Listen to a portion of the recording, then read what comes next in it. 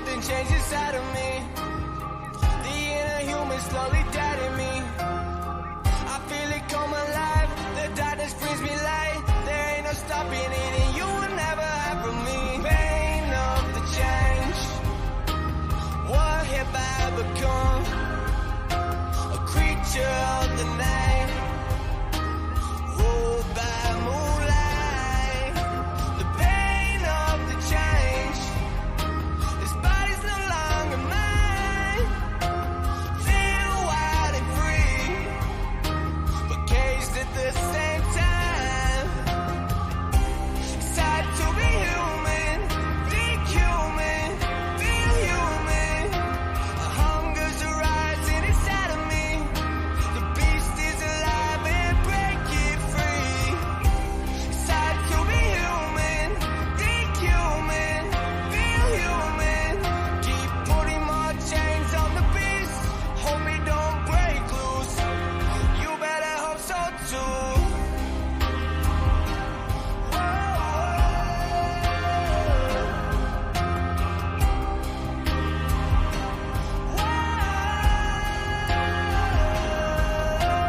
I'm still inside. I'm still here. What have I done? When did this all start? I have become a monster in the dark. A hunger like no other. Running on instinct. What's this creature? Always inside of me. The pain of the change. What have I become? A creature of the night. Ruled by moonlight. The pain of the change. This body's no longer mine. Feel wild and free, but caged at the same time. It's time to be human, think human, feel human. A hunger's arising inside of me. The beast is alive and break it free.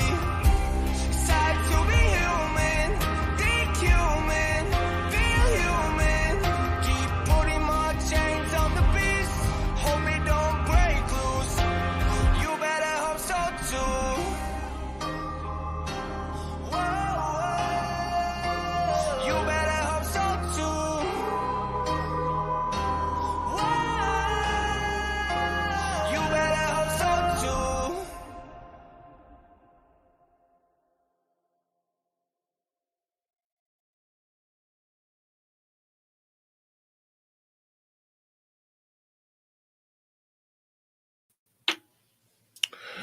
All right, folks.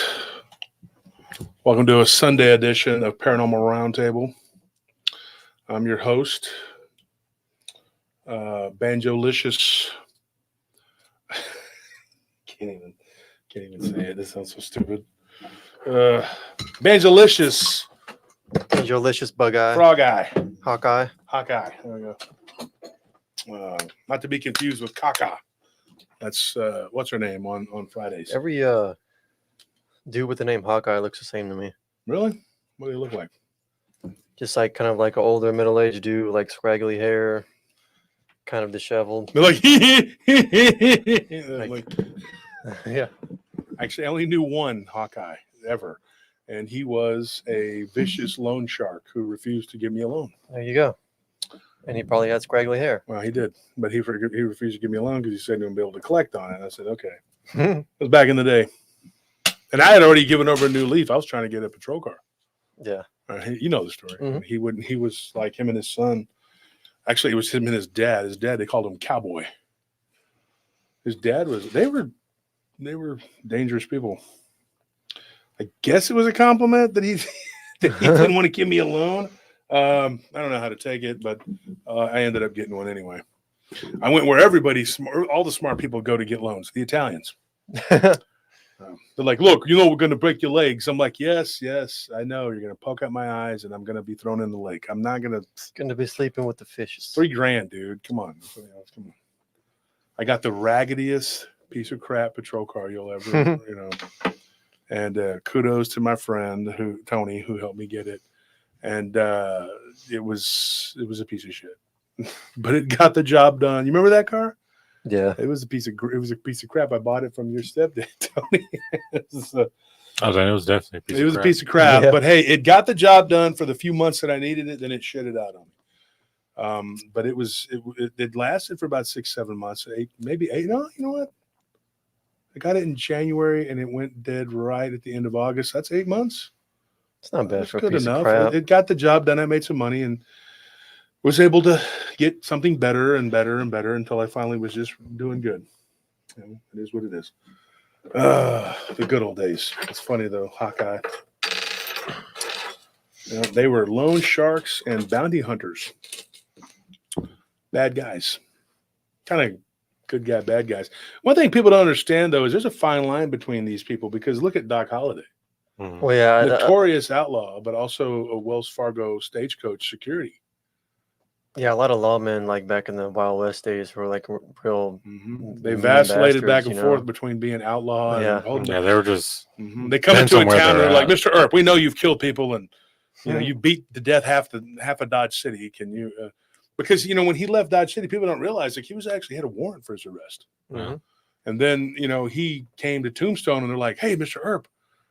And he's just like, you know, because you could go from one territory to the next and No one they would know might you. not Yeah. know, you know, because Wild Bill was known as that. Like he killed somebody up in the Colorado area. And so they had a warrant out for him. And he was like, come and get me. And they were like, well, maybe we'll take our time because he'll kill your ass. And so then he went to South Dakota to the Black Hills. And of course, we know he got backshot.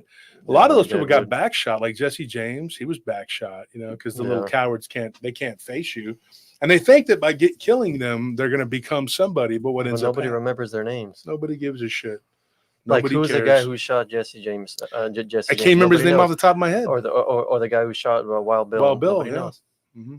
They remember the hand of cards he was. Yep, the dead man's hand. Yeah, they remember that more than they remember their names. Yeah, and then in the way it should be. Yeah, you're a back shooter. There was even a movie called The Coward who shot Jesse James. Mm-hmm. Yeah. Pretty sad when you're that guy. Somebody said that when I told the story on the show about the guy putting the gun to my head, that I was like doing some Young Guns rendition. No, that's bullshit. There was about 15, 16 people in my real life that were there. My brother was one of them, and so was my friend Noga, who works for Arash. And yeah, he's told the story. A lot of people who live like wild, dangerous lifestyles. Like there's a reason they live that way. It's because like you don't care about living or dying. At that time, I didn't. Yeah, I did not have a. I can't imagine what that's like, but it's got to be a miserable way to live. It can also be very liberating because if you don't care, then I just resigned at some point I was going to be killed or somebody was going to do it. Yeah. And then later on, you kind of snap out of it and you're like, whoa, what the freaking hell? When you guys came along, I actually kind of resented you guys at one point. You know that because I was like, I don't want to have to take care of kids. Yeah. And I kept telling Anthony, I'm like, I'm going to die at some point. And you're like, yes, Uncle Wolf, everybody dies. And y'all kept telling me that, I remember your friend who was working the door. Like we showed up there and he's like, what are you doing hanging out with this kid? I was standing right there. He didn't give a, he didn't It was care. Tony. Yeah. And then you're like, I'm not hanging out with him. He's my nephew. Like, what do you think I'm hanging out with kids now? Yeah, let's go get kids and hang out. Hey, hey kids, you want to go to a bar? It's a very dangerous place. There's always a stabbing or a shooting there. Let's go. Come on. Yeah. Let's take the kids. Kate, thank you for the donation. But like we've said, we are not taking donations right now. I totally appreciate it. And believe me, you're always very generous. We would love to accept it, but give me your PayPal information. I could send it back to you. We're trying to prove to the community that we're not doing this for the money. Yeah. Because we have jobs. We have work jobs very hard at and them. all of our detractors and our enemies that keep going around saying we're begging for money. And I'm like, what are you talking about? That's never been a state as, and so I was talking to somebody earlier today from the community. And one of the things that we talked about, why they're able to do this? Because we have so much material. If you have so many hours of material that what ends up happening, they can lie and say, Josh Turner said this, Josh Turner said that. So from now on, when somebody says Josh Turner said this, Josh Turner said that, this is what I told the other guy I was talking to. I said, I want them to timestamp this and show you where Josh Turner said this. And then that'll put a stop to that too. Enough of this, well, Josh Turner said this on his show. Josh Turner said that on his show. Bullshit. Josh Turner says a lot of things. Prove it. Put a timestamp on that baby and send it to whoever you're lying to. Don't go to other people's chats and say Josh Turner's saying this, saying that. Prove it. Where's all the proof in all this bullshit? There isn't. When's the big show going to come out? There's been a big show going on for 9 months and nothing's happened. They're going to come out and they're going to say, oh, he said some mean things, bad things. Who cares? At the end of the day, honestly, nobody gives a shit. Nobody cares. You know what they want? They want to hear about cryptids and ghosts and alien abduction. That's what they want to hear about. Not who's a poo-poo caca head this week. All right. As the world turns, this is the paranormal cryptid days of our life. You know, shut the F up, dude. Enough. I mean, look at this. You know, he's ready to jump off my shirt and run away. He's so tired of it. This is Shinobi, by the way. If anybody remembers Shinobi, that is who that is. That's a video game. Is that on a Nintendo game? Yeah, it was one of my favorites, man. Not an easy game. Yeah. It was not an easy game. Something about those ninja games are always real hard. Like that the Ninja Gaiden when it came out was like Ninja Gaiden is notoriously hard, hard. Ninja pimping ain't easy, bro. It's not I love easy. those games. Yeah, I used to be hell on them platform games, but I'm like Tony. I like the RPGs. You know, life is like an RPG. Yeah. You know, if you looked at life like a role playing game, you would be a lot more happy. Mm-hmm. You would. You're like, oh, I need to get this. Okay, so I need to go and get that, and then get this, and then you do this to get that, and next thing you know, you're where you need to be. It's a very simple formula. People just can't seem to follow it. I never realized it till you pointed it out, but that's pretty much how I do things. Mm-hmm. Kind of just go from one area to the next. And they say video games don't teach you anything. Yeah, It taught me a lot. Hell, Tony and Scorpion in particular, that they have like whole separate lives that they craft on RPGs. It's crazy. Mm-hmm. And Yeah, I'm Scorpion, playing Fire Emblem, boy. Yeah. Oh my God. Yeah. He's into that Fire Emblem. Like I thought I was doing something because I'd finally beat it, and then like he shows me his game, his Fire Emblem game, and he's got like 5 or 6 different saves that he's playing simultaneously because he wanted to make all the pairs of all the characters together. And just like unlock all the possibilities. I'm like, damn, dude, I thought I was doing something. Yeah, I had to use his DS one time because he was off and I couldn't find mine. I was in a hurry. He goes, here, just take mine, you know. And he had Fire Emblem on there. We were working standard at that time. Mm-hmm. And I was on there and I was like with Zane. Because remember how Zane wouldn't do his homework? So you take him with you? Yeah, for like 3 or 4 hours, I had to sit there and babysit him and then he would go to sleep. And so we were looking at it and he goes, holy crap. He goes, Scorpion's like deep in this. Like he's deep in this, and another thing he's deep into is the study of vampires. What's really interesting about Scorp is that, like, if he has no interest in something, like he has no interest. You can't even get him to be kind of interested. But like, if he likes something, he goes for it entirely. Like he knows everything about it, and like he'll deep dive into the entirety of it to like deeper than me because like I'm playing like Bannerlord right now, and like I do a lot of modding, so. But like even the worlds I craft, it's nowhere compared to like how much knowledge he has about just like one game. Your thing was Minecraft. No, I never played Minecraft. Oh shit! No, I promise you. You forced me to play it. That was the first time I played it. That's why I didn't know how to do liar! it. You built a whole city, a whole town, and then you were resentful because I didn't appreciate it. I built like a house. I remember. I remember we were tried fighting skeleton people and stuff, and then I got trapped under. I remember I built a punching house. for an hour. And then I built you a hole, and I said, just build a mine, I guess. And then you just kept doing that, and then eventually you kept getting attacked by stuff. I had to cut grass for an hour. That is the boringest. What do you do? That is that's why I don't play it. That's why I don't play it. It's not role playing. It's just stupid, weird. dude. You're just like I'm mowing the grass. Minecraft is just one big psyop to get kids back to working in the mines. That's all it is. That's what it is. It makes them yearn back for the days when they could work as coal miners at 9 years old. It's me of Zoolander. The age-old right of children in the workplace is being threatened. Boo-hoo! Like, God, dude. It's like, Kill the Prime Minister of Malaysia. Mowing grass and chopping wood is fun, kids. Why don't you go do it? Especially for free. Yeah. Why don't you want to do this? Why don't you go mine for diamonds? Mine for coal. Mine for diamonds. Get some coal in your system. It builds character. I got the black lung pop. I tell you, see if Scorp and D are going to join us as moderators because what's her name is out today. Spilling Tea is out. So Right. So anybody who wants to be involved in the giveaway, it's $5 to do the membership. Okay. Now I'm going to explain before my detractors jump on that. The thing is, we're trying to keep everything from being behind a paywall. So if we keep everything from behind a paywall, everything is free. Now there's a membership, and a lot of people bought them, and then they asked us, like, "What do we get for being a member?" And I'm like, "I don't know. I don't have any members-only content."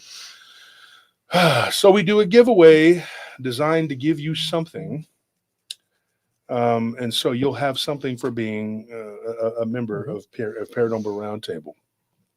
So we do the giveaway. But in order to do that, you have to be a member, so it's $5. So we have to do it. We have to do something for the members. Okay, it wasn't my idea to charge $5. It was YouTube's. And the stuff we give away is worth way more than $5. So, so you're getting a good deal. It's not like we're running some racket and making all these profits. But we're determined to keep things from behind the paywall.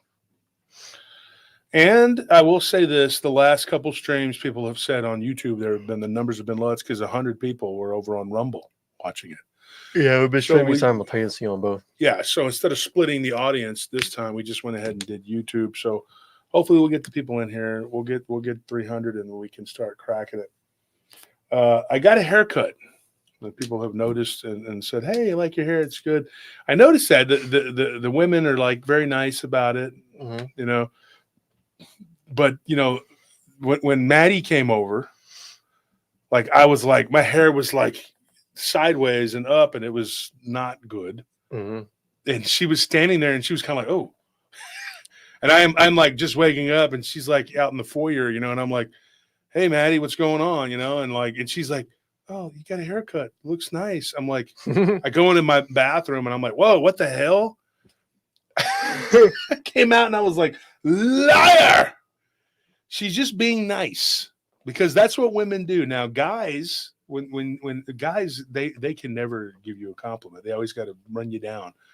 And if you get a messed up haircut, they are just kind of laugh their ass off at you and tell you, "Man, who effed your head up?" Yeah, deflected ass head. I've seen women though just compliment a woman could come out wearing a trash bag and flip flops, and they're like, "I like your dress." Yeah. They'll do this later. Yeah. But they'll be like so nice about it. What is she wearing? Oh my God. Did you see what she was wearing? What is she thinking? Oh my God. Guys, they can't even help themselves. They're just like, "Ha, ha!" And they just start laughing. Yeah. And then they will just immediately destroy you. It's happened to me many times. And then they don't bother to try to help you either. They just let you flail about. My brother and my best friend decided to when I had a bad haircut one time from a guy, a bad one. And I found out that he had just finished barber school, which I didn't even know at that time was a thing. And so I went to this guy, and the guy that ran the place down in South Austin is not even there anymore. But he was like, yeah, go ahead. This guy, he's good. This guy's good. And the place was called like King Cuts. Yeah.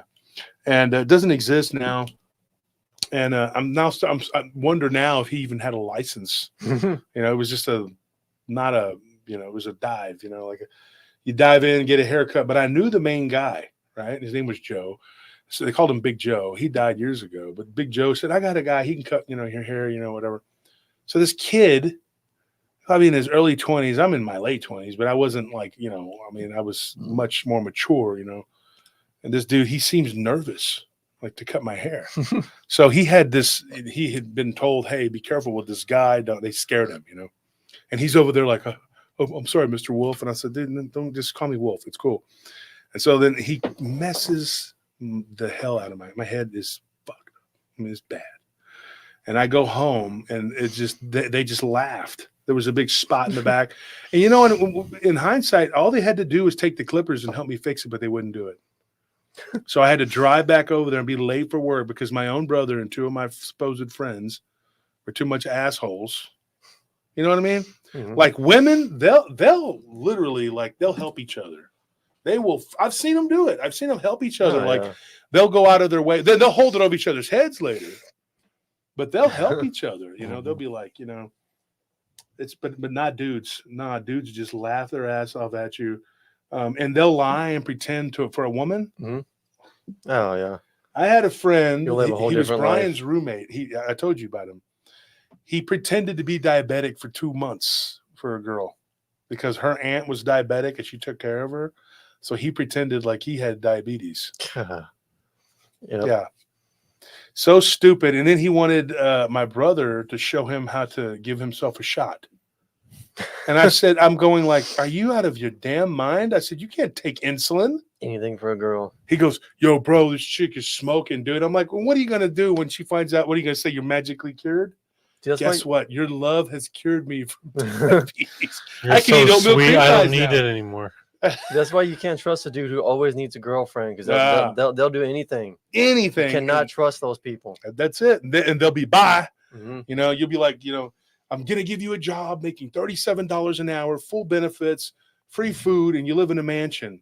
And they come up, yo, bro, you know, there's this girl, man. I can't do it, man. I'm like, what? Yeah, man. I got to go live in the trailer park with her, man. And eat roaches. I love her, man. I love her, dude. She's the love of my life, man. She's loving my life. I was like, you just met her yesterday at the freaking festival. I need her, Yeah, bro. I need her, bro. She's pregnant. She's my other half. Like, already? They don't care, man. They do not care. They will leave their friends. Look at what happened to Joe. Joe Breezy gets bit by a snake, and his son, the only excuse his son had was, yo, I'm with this girl. Dude, oh my gosh. It would have been on, dude, if y'all did that to me. I would have been so mad. I would never speak to you. I'd just be like, I'm dying from a snake bite, and then your only excuse was you had a girl? To be fair, how hot was she?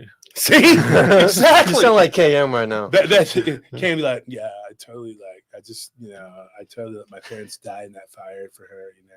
It's like the hot lava took them, but you know, it was worth it for that 4 hours that I had with her, you know. We were in love for that 4 hours.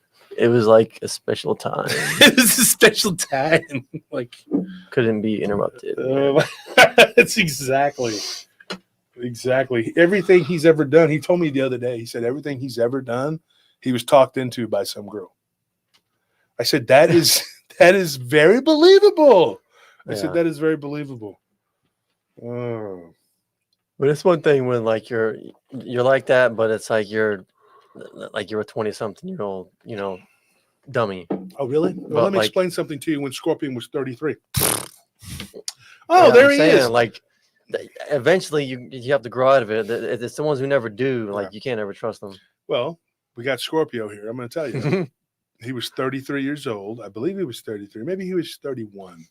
He got held hostage. He got left. You'll know that, right? Yeah, in Mexico. He was taken to Juarez, Mexico, and held hostage because of a woman. I laugh now. And then we have Tyler, who got lured down to the docks of Houston and taken hostage by some gangsters and get half beat to death. But hey, I love her, bro. You know, it's all good in the hood. All good. That's what happens when you just, what about love? Yeah, it'll make you do some crazy things, dude. I'm telling you, it makes you go insane. And people will lie. They'll steal. They will screw people over. And then after the relationship's over, they're like, yeah, you were right, bro. She's a dog, man. I figured it out. Yeah. You lost everything you owned. You came back for help with no shoes on and no vehicle. She didn't dump me, bro. I dumped her. I figured it out, man. They're never the ones who get broken up with. Yeah. When I came home and she was in bed with 3 guys, I was like, I am done with her, man. Yeah. That need was to the take a 3rd break. time, and I was done. The 3rd time, that was it. I'm leaving you. I need to take a break to figure myself out. Yeah. I need some space.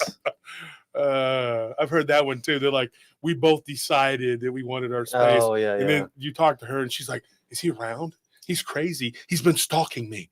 You have to help me, Wolf. And I'm like, I barely know the guy. I worked with him at Taco Bell. I don't like know when the they guy. get with a girl and like you see their Facebook disappear, and then they have this dual Facebook that they have together. Yeah. It's like, okay, yeah, oh yeah, you both agreed to that, right? Yeah, okay. Yeah. Mhm.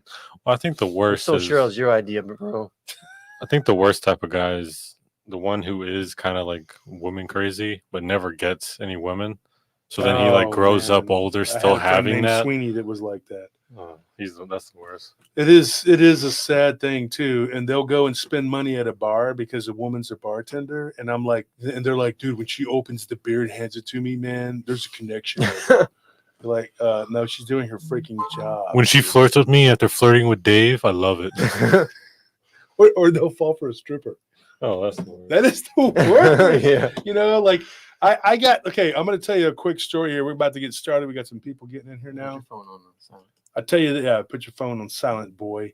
Do it right. All right. Stop messing around. No, I had a friend who this is true. My brother can attest to this. I don't know if I've told you the story, and Pete was there too. And he says, "Hey, I want you to meet my girl that I've been talking to." He's like, and then he goes, she's working at a bar. She's a bartender, is what he said. She was a bartender, right? Mm-hmm. Okay, so that part was true. We end up going to this club, which was a cabaret, okay, which was a place of women dancing without all of It's a their gentleman's club. clothing articles. Gentleman's Yes. club. And then I find out that she comes out on stage, and this is the girl that he's like all in throwing his lot in with, whatever. Mhm. And I'm like, Johnny, is my friend Johnny. I said, Johnny, this is she's a stripper, you know. He goes, yeah, she's a bartender though, 2 days a week, you know. And I'm like, yeah, she's a bartender 2 days a week, but then what, 5 days a week she does this? He goes, no, only three. The other 2 days she like goes out on dates with people. Wow. I said, what? And then we're all sitting there like, and so he introduces her, and she's very handsy, very handsy, comes up and starts, and so later on we're talking, and she's like, yeah, your friend's sweet. He keeps coming in here and telling me that he wants me to marry him and loves me and stuff. And she's like, and I appreciate it, but she's like, I've already told him, I'm not into relationships. Yeah. And I'm like, well, he's under the impression that you're in a relationship with him. And she's like, well, that's where I'm going to get a restraining order. And so I had to literally break this news to this guy. And you know what he did?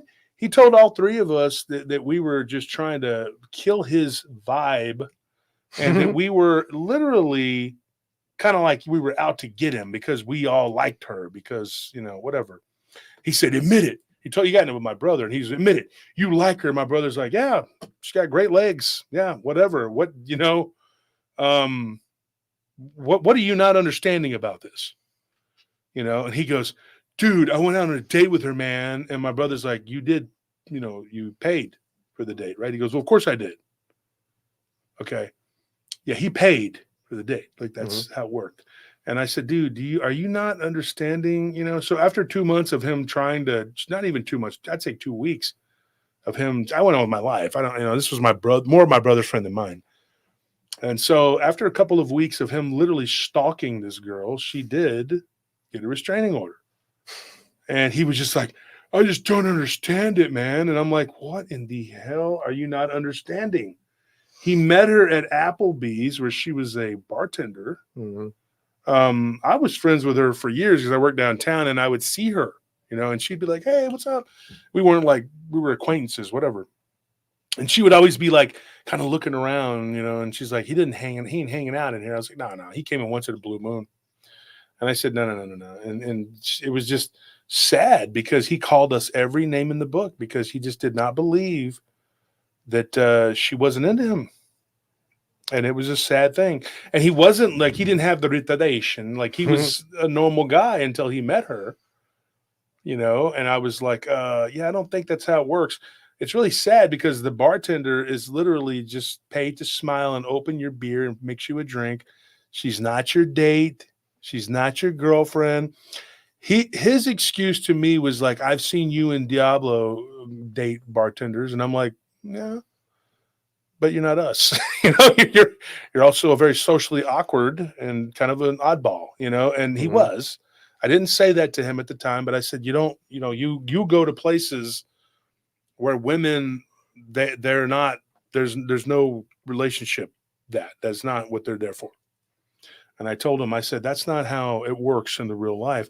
But when you have a person who's a lovesick puppy, you can't do anything with them. Mhm. Oh, Nothing, yeah. male or female. I mean, they're done. Their goose is cooked, man. Yeah, I remember telling this guy who used to work for us a long time Oh, ago. I know who you're talking Yeah. about. Yeah. But like he was describing to me that this like relationship he had with this girl, remember. and like, but the way he was describing it is like that it was strictly like everything was like transactionary between them. It was a very professional. Yeah, and I was like, dude, like the way you're describing this to me, like you know you're talking about an escort, right? Like you know that's what she is, right? Like she's doing And he's a like, job. don't She say doesn't that, dude. she doesn't like you like that, and like you like her. And he's like, don't say that, man. No, she likes me. Like, dude, no. Everything you just described is just no. That's not what this is. Wow, it's crazy, man. And my brother can tell you, man, we watched some people go down that path.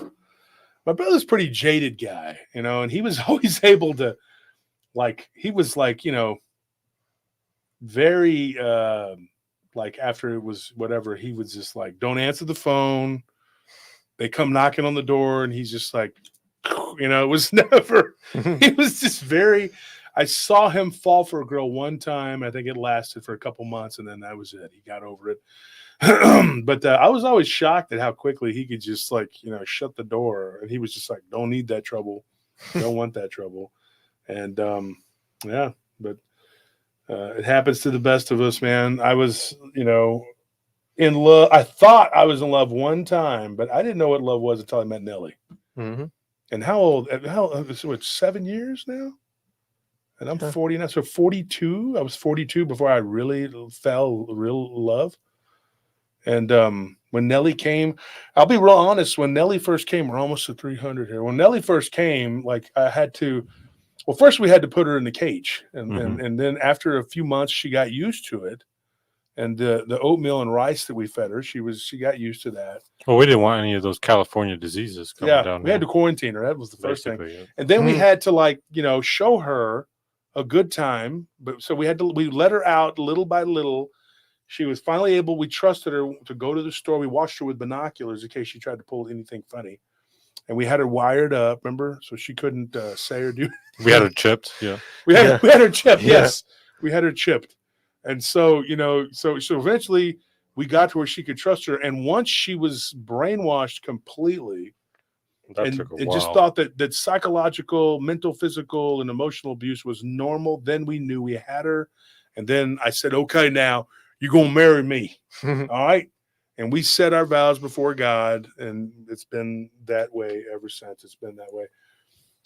So, wow, yeah. What a true love story. Now I can talk about it because she's so brainwashed now, it doesn't even matter. Yeah. Still a better love story than Twilight.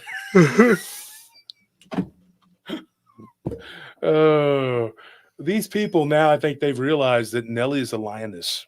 She's not going to take your shit. All right? So she did tell me that I needed to tell people that her IQ is not higher than mine. I had said that the other day, and she's been on my ass about it, saying, why would you tell people that? Because I thought it was. Because she's able to trick me. Yeah, because her IQ actually is higher than yours. So maybe That's it why is. she can trick you. But she said that was some app or something. I don't know. And so then I looked on there, but it looked legit to me. Maybe she's counter manipulating you without your and knowledge. that's the thing, you don't know, because women can run you in circles if you really love them, you know. That's why you got to get them. Really... That's right, Deborah, with the old Stockholm syndrome. Yeah, but it's your fault. The good old Stockholm syndrome. It's your fault, though, because you started it with the manipulation. That's why she's with you. You know, right. like you said, and someone somewhere is breaking her programming, so we got to put a stop to it. Yeah, unfortunately, the thing about Nelly is that she learns too quick. So instead of just being manipulated, she's learning how to manipulate. Yeah, she watched us do it, and now she's on board. She's on top of it. Somebody just said they're going to make that a video now. Well, everything I say is sound bites for these lunatics, because now more is better. The more they say now, the better the case. Let them ride. Let it ride. Say all the maniacal, crazy. I'm every type of, one of them, one of those, they actually called somebody, you know this. Yeah. And they said that I'm a werewolf. And this guy says, geez, I've been working with this guy for 17 years. And he's a oh, and that will lead us into what we're going to talk about tonight, folks. What we're going to talk about, we're finally getting some people up in here. We were contacted by a guy named Rex Rude. And I shouldn't even said the last name, but that's not his real name. Because who the hell names Sounds your like kid a Rex? wrestler name. Yeah, Rex Rude, right? So I guess He's a heel. I break my rule. I usually don't say the last name, but we don't believe that's his real name. So Rex got in touch with us. It was probably the beginning of June. No, it was middle. No, it was the beginning. It's been what? I can't believe it's almost August, isn't it? What is this? So we're talking about almost 2 months, right? Maybe 7 weeks ago. And he's like, it begins the conversation with something that was sort of aggravating. And he's like, greetings, humans. I'm like, wow. I've heard people say this kind of bullshit before to me, and I'm just like, delete. We're not going to usually like sci-fi nerds or something. Yeah, somebody who's like, I am a being from some sort of another dimension. And I shut the front door. No, you're not. And they always speak Klingon for some reason. They're always really into the fantastical. They're people who live in another reality, and they have the retardation, and they have to deal with it. So Anthony comes down the stairs. He's like, "Hey, man, have you seen?" And I was like, "Who the hell is this guy? Is this Ric Flair's cousin?" And so we're kind of confused. And but now it's funny. Right when I was about to say his name, Scorpion. I was talking on his phone with Scorpion, and Scorpion and me like to talk sometimes and laugh at some of this ridiculous hate mail that we get, right? People are like, I hate you. I'm just going to begin with that. And you're like. Scorpion says that was a wrestler's name. Ravishing Rick Rude. Yeah, but this guy's name was Rex Rude. Oh, okay. Rex Rude. And so I told Scorpion, so I was talking to Scorpion about it, him and my brother both, and I was like, look at this maniacal lunatic. And so he says, I'm going to tell you a fantastical story. And so kind of joking with Lyle the other day about that too. And he goes, yeah, that's always the best way to start. Somebody send you a story. Let me tell you a fantastical tale. There was a dark and stormy night. And we're like, no, I don't think so. Okay. But this one was. Let me tell you a tale of adventure. It was, let me tell you of a time of high adventure. So it got really, it was high adventure. So it was really silly at first. Okay. It was pretty rough. The guy says, I'm going to preface this with, I don't like you. And I'm thinking, my friend don't like you either. I'm like, a lot of people don't like me. Stand in line. And so we were laughing about it at first. And then he said, and then it was weird after we laughed, he goes, once you're done chuckling, this is what he said. He goes, listen to what I'm going to tell you. That was the first. And I was like, whoa, I was laughing. That's kind of weird. It's kind of spooky. You got me on that one. I will say that, Rex. You got me on that one. And he says more to come. Well, nothing happened until later on that evening. And he sent another email. And he says, if you're ready to listen, I'm going to tell you. So what he said was, he goes, these people that you've been talking to are all former vampires, former lycanthropes. He's like, I am a current vampire. And I sent him the message that I always tell vampires and werewolves. I'm like, prove it. And he kind of sent a message back, and he said, you don't want me to prove it to you. I'm just going to tell you what I know. And he started talking. Well, some of the people that I've been talking to, I didn't break my word. I told him I wasn't going to forward it, but I would tell him. I said, I'm eventually going to tell it. And he says, well, you don't send them my email address. I said, I won't do that. And I didn't. But I screenshotted some of it, and I sent it to the people who I've been talking to. And I said, what do you think of this? And they said, this guy knows what he's talking about. But where did he get the information? That's the key. So take this with a grain of salt, coming from Mr. Rex Rude. I don't know you. You don't know me. And yes, I did laugh, and I thought it was a silly thing. And there have been a lot of people lately who've been giving me information, and they always say the same thing. I want you to know I used to not like you, or I don't like you. And personally, I don't give a shit. I don't know you and don't give a flying F. Damn, that's crazy. I don't remember asking, though. It's like, I don't remember asking you.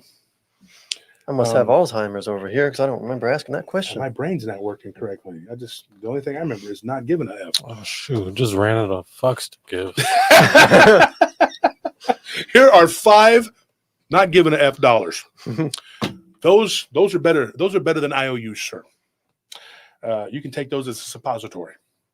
So basically, what he said was, ravishing Rex Rude and Jason. Now we already established it's a different guy. So Rex Rude, number designation, whatever it was, he said, and I'm going to tell you, he says, I am a vampire. I'm a practicing vampire. He goes, and I actually drink people's blood, and I do horrible things. And it was kind of a, when you're sitting there and you're reading it, it's one thing to be laughing with Anthony and Tony and Scorpion and D and a couple of my other friends, and pretty much everybody I know.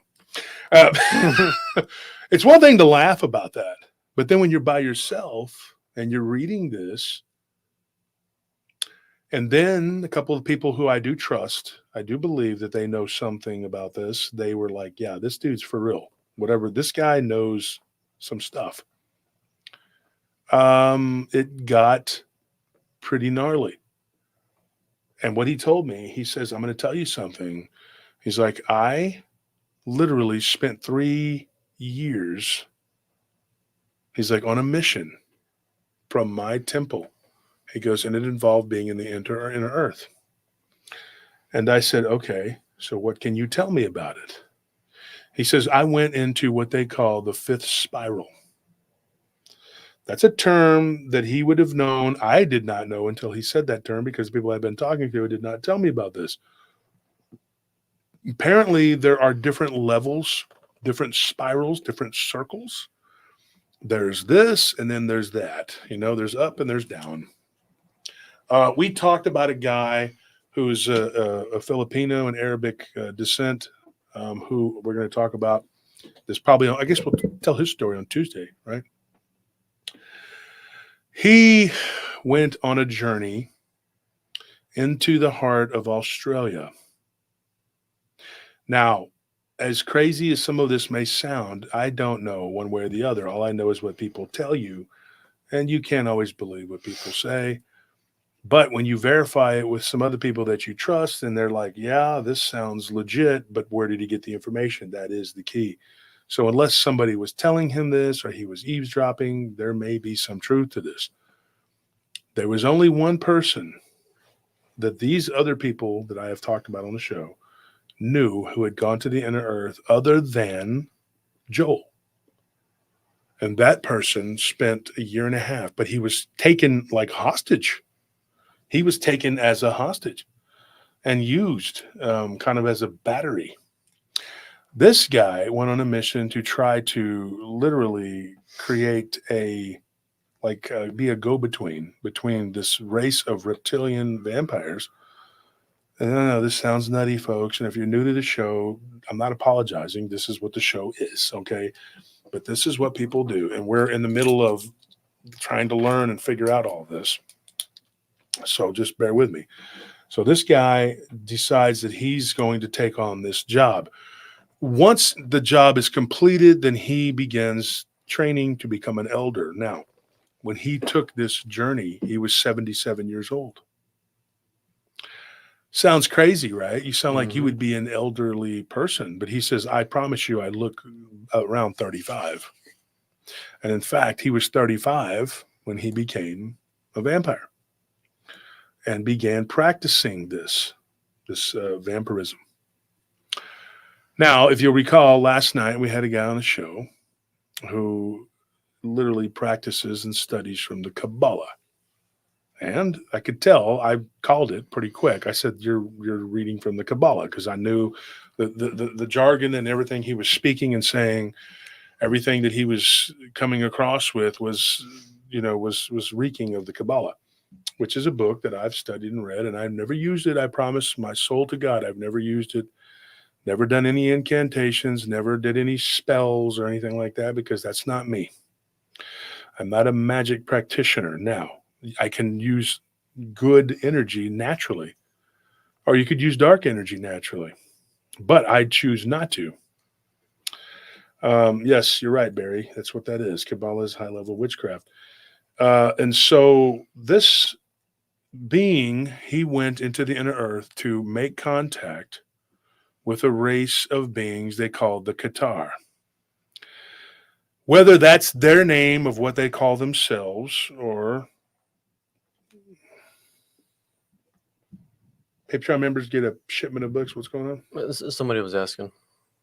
Yeah, for the Patreon members, that's still a thing. You get books and you get like what do you call it? Shirt, A package. stickers. Now, what we decided to do for the Patreon is if you go 6 months after you get your first shipment, we give you another one. How about that? So say, hey, it's been 6 months since I qualified, which is 2 months. So at your 8th month, we give you a whole nother shipment of stuff with the new merch. How about that? We're into giving. We're giving people. Okay. The Patreon is something that's still there and people don't want to stop and not be able to get whatever. So that's something we're not taking donations. Okay. That's the thing. And I want to put my money where my mouth is. These other people who are taking donations, I encourage them to do the same. Prove to the community that you don't do this for the money. So stop taking donations. And in fact, just keep your members' stuff, do what you're going to do, whatever, but don't take the donations. I mean, and I've also said this and I'll say it again. If you're on a fixed income, please do not ever give us a dime. Don't do it. All right. Please keep your money. You need it. All right. We're not asking you for the money.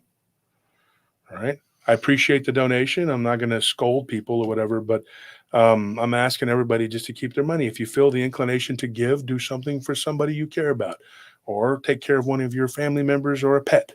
Or give it to another great show. Give it to a charity or to donate to another show like Blondes and Booze or Tex or BMR or even, Planet 412, one of those shows, give it to one of them.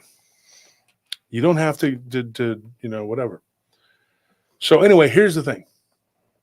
He goes into the inner earth to I guess, find this race of beings called the Qatar.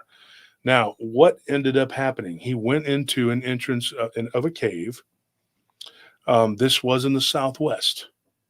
Now, it's funny because we were talking about the Black Mesa last night, right?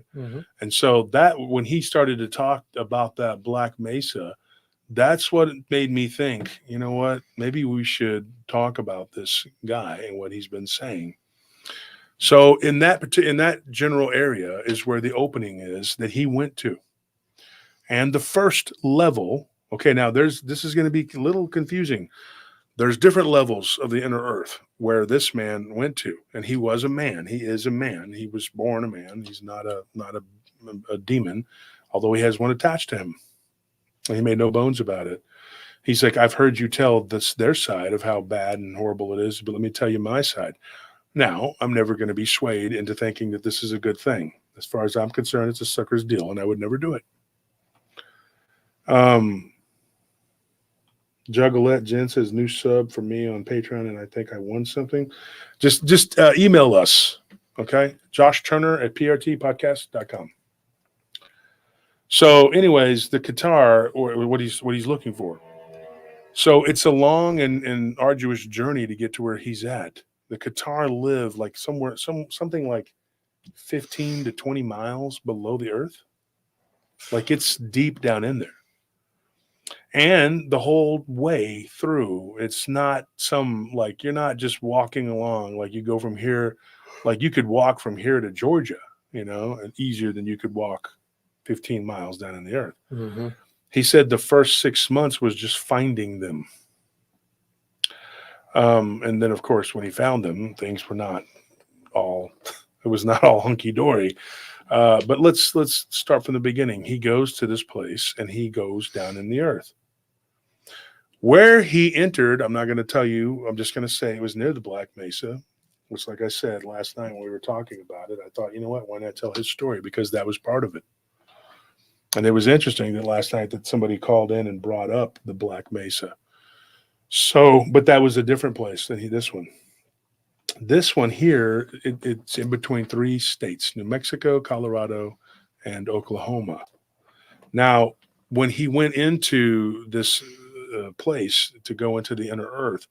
The first level what he encountered were this bulbous head race of beings that literally looked like giant ants, the way he described them, but with human-like appendages. But they had this bulbous head.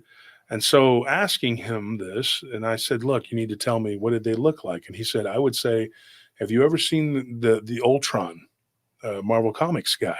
Mhm. He said, kind of like him. Yeah, the head, but more bulbous. And they had this weird mouth. And he said that they were not aggressive. They were not mean. They didn't harm him.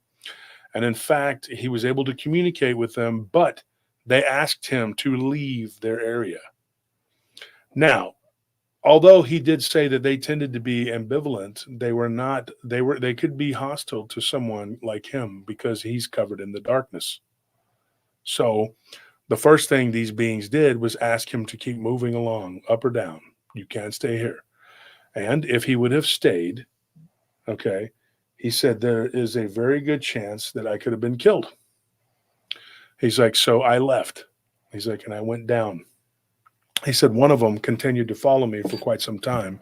Hold on one second. He said, and I eventually made contact with this being.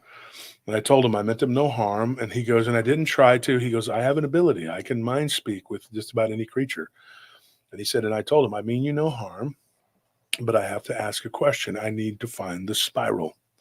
And this being, he's like, told him, this is a very bad idea, but you are of the darkness, so whatever, it's your choice.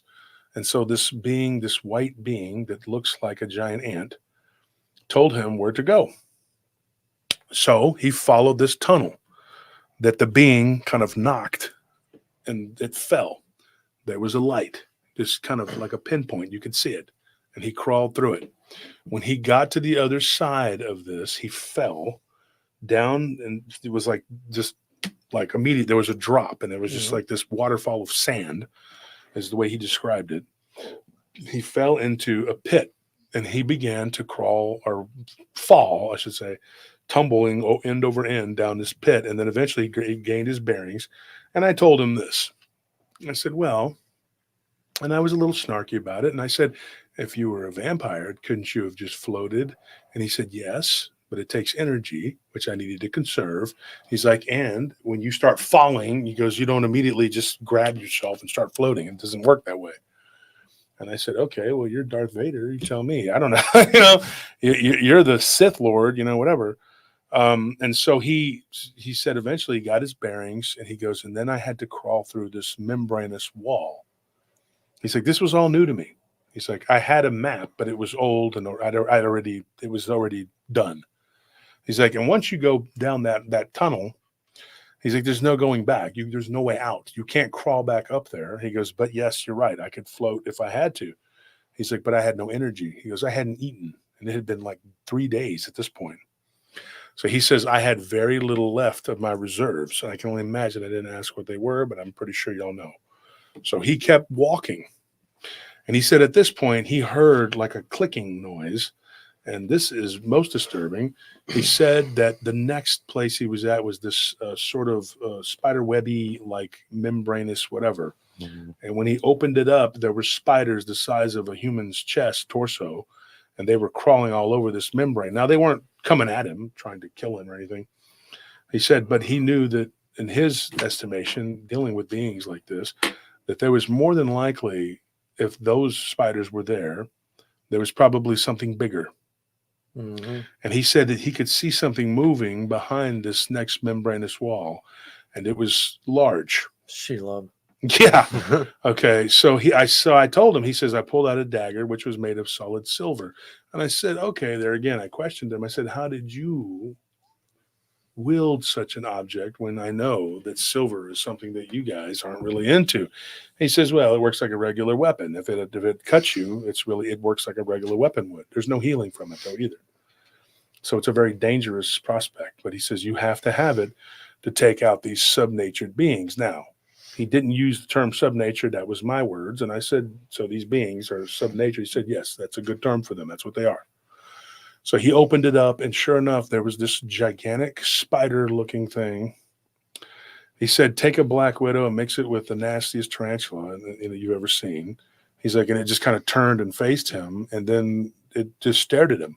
He's like, I could see all of its eyes. He said one of its eyes was as big as my fist.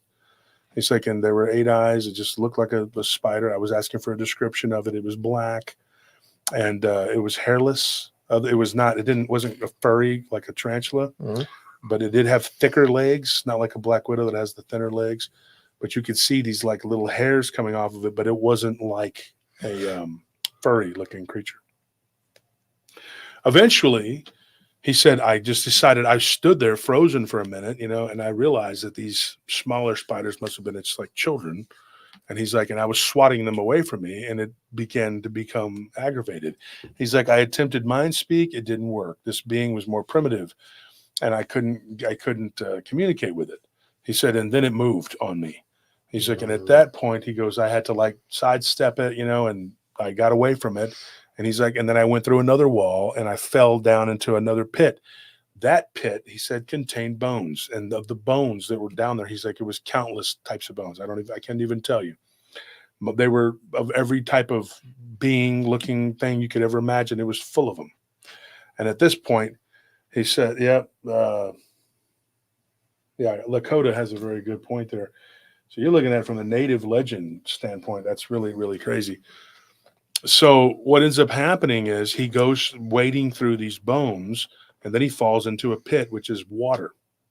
At that point, he starts to get sucked down, pulled down by something that's in the water. He looks down and he says, these things, they're a type of being that look like a creature from the Black Lagoon mixed with like a lizard, right? Mm-hmm. And he says that he starts to kick and punch and try to get away from it. And eventually he crawls his way out of it. He gets through this pit of bones or whatever. And I said, do you think that those were the beings that were responsible for those bones? He says, I don't think so. He said, whatever was chomping on these beings, these bones, some of them were huge. So there had to be another sort of predatory creature in that area. And so he goes, this was all in the first week he was going on his journey. He got to another room that seemed to be like an antechamber after he crawled up a wall. And then he says, and when I walked down this dark tunnel, there was nothing there. It was just another room in a chamber. He goes, and I don't know if I'm getting turned around or what. He's like, but I was told to look for a being named Illyrian. And he says, and at that point, he goes, I saw the first spiral. When you look down, there is this spiral. And they say down at the heart of it is the abyss. So if you fall off of this spiral, you tumble into another realm known as the abyss. Right? So he said, I found the first spiral and I began to go down it. He goes, now it's estimated that it takes about 3 days, 72 hours to go through the first spiral. It's just continually walking. You cannot stop. Once you start, there is no way to stop. Now, you got to understand what this means. And he drove the point home to me. In other words, you are going to walk for 3 solid days without stopping, because if you stop, you are too tired or anything, you tumble into the abyss. Now, can you imagine that? Now, you're also dealing with a being who is very super. He's not a normal person, okay? He's a different type of being. Mm-hmm. But at this point, he hadn't eaten in days and days. And so when he doesn't have his sustenance, which you know what that is, you can't get the hell away from whatever. If you fall off, there's no flying back onto the ledge. You're just down into the abyss. Mm-hmm. Now, if anybody knows anything about the abyss, it's a place where even the biggest, baddest demons that we've ever faced have been tormented. So what do you think they're going to do to you? And believe me, the nature of reality is not what you think it is. Okay, trust me. So he's walking down this tunnel at this point this spiral. At this point, I asked him a very sensible question. I said, "Why me? Why are you telling me?" And he goes, "You are the chosen one. I choose you because you are the most amazing and most fantastical person on earth." I was like, "Yeah, I know, I agree. I choose you because you're Pikachu." Yeah. So I was like, "Yeah, you're right. I really am. I'm special. I'm a very special guy." No. He just says, and this is what he said, and this is where we kind of got into it and butted heads again, which I butted heads with people in these talks. And I said, "Why me?" He goes, "Why not? You're the..." He said, "You're the big mouth that's talking about this shit. I'm telling you because you're the one telling everybody." And he's like, "You want to hear my side or not?" And I said, "Of course I do. Proceed." And then he proceeded to tell me. And so, yeah, we kind of, let's just say he's not my favorite person. I'll be honest. Rex, you are very rude. I dare say you're an asshole. Somebody calls himself Rex Rude. Yep. Whoa. He did warn you. He did say he didn't like me, which is about the 5th person this week that's given me information that said, "I don't like you, but I don't like the people you're fighting either." I don't like you. My friend doesn't like you either. Like, okay, like I said before, I don't give a shit. I don't like nobody. And so he tells me, "Tony, can you grab me an 18 so I don't have to step over the cords and everything?" Actually, can you run next door too? Yeah, can you just drive to the place and get us? Can you make us some? Yeah, you want me to drive your truck? Yeah, can you make us some carne asada from scratch? Chop up the cilantro and the onion, What? please. No, actually, I'll take some bolognese, but you gotta stew it for hours, and don't Does put the, sugar in my bolognese sauce. Does the audience You're gonna make members me want mad. anything? I'll just go to your houses directly. don't Since belong I'm in my already out. food. Might as well. He asked the audience, "Y'all need anything? Yeah, Y'all good? You need a 6-pack of 4 Yeah. Loc? Want some cheeseburger? I got these cheeseburgers, man. Mine's easy. You just get me a drink from the next door right here." yeah. If you could grab me a bang, But so what ended up happening? Let me rephrase or reiterate what this guy told me. Somebody at Dragon Paw says, "Give me an old pour a little liquor." All right. me a Colt 45. Oh. What's the name of that guy? Colt Tony? 45. The Colt 40, Colt 45 guy. Lando Calrissian. What's his Yeah. name? What was his name?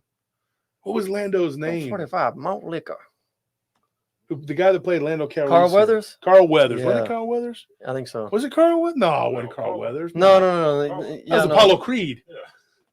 What Billy was D. his name? Williams. Yeah, there it I is. knew the audience would come through. I knew they're like, "Look, get back to the story." Yeah. Billy D. Williams. The front door?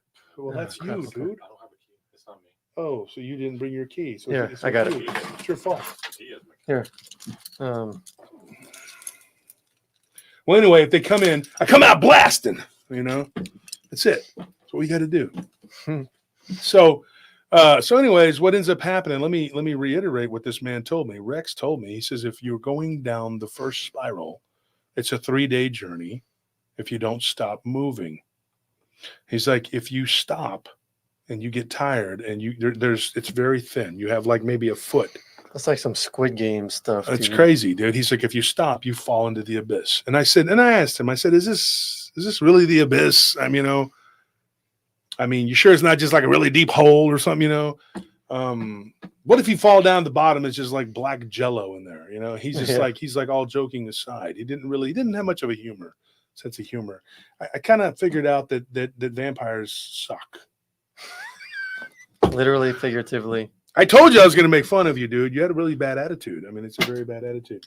And then he also said some it was like, "Oh, you don't want me coming to your house." It's like, you can come into my house, dude. Trust me, you don't want to come to my house. It is a mess. You won't even be able to find me. There's boxes everywhere. And you're gonna slip on the dog pee. The dog pee. The dogs and the dogs. And to their credit, they're confused because it's a maze of boxes. They don't know what the hell's going on. So they're just like, "Is this where I pee now?" And I'm like, "No, it's not." So it's a big giant mess. But anyway, 1 second, folks. 1 second.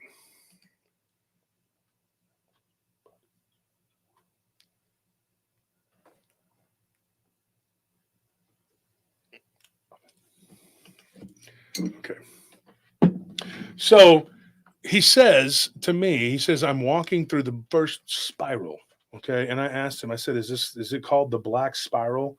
And he's like, "Well, people call it that because it's the darkness, but not really. It's just a spiral." And I said, and so I asked him a bunch of other questions about it. And I said, "What the hell is it?" And he goes, "I don't know. It's just what it's called." So there wasn't a whole lot of whatever else I could get from him. And I think he began to be perturbed and annoyed with my questioning, which I don't give a shit. There again, I have to know what the hell he's talking about. So he says he goes down the spiral. He goes, it's after he estimates after about the first day, he starts hearing this squeaking noise, which you can guess is some sort of flying creatures that live in that second level. And he's like, and they were all over the walls. And I said, so bats? He goes, they're not bats. He's like, unless you think that something that looks like a wolf with wings is a bat. And I said, so it's a flying fox? He goes, no. He goes, that's something that seems a lot more pleasant than what these things were. Mhm. He said these things had like their legs were just like scrawny little stick figure people legs, weird looking, but they had arms and upper body because all they did was fly. They didn't really, and their little skinny legs just had these little appendages at the end that they used to latch onto the walls. The walls being like something or someone at some point built this thing. Because the walls had some sort of like brick, but he didn't understand what it was. And it was covered in moss. So, or a type of algae, moss, whatever. And he says at some point it may have been underwater, right? So he said that these beings began to fly around. And I asked him, I said, did they attack you? He goes, not at first. He goes, but then one got close to me and I swatted it.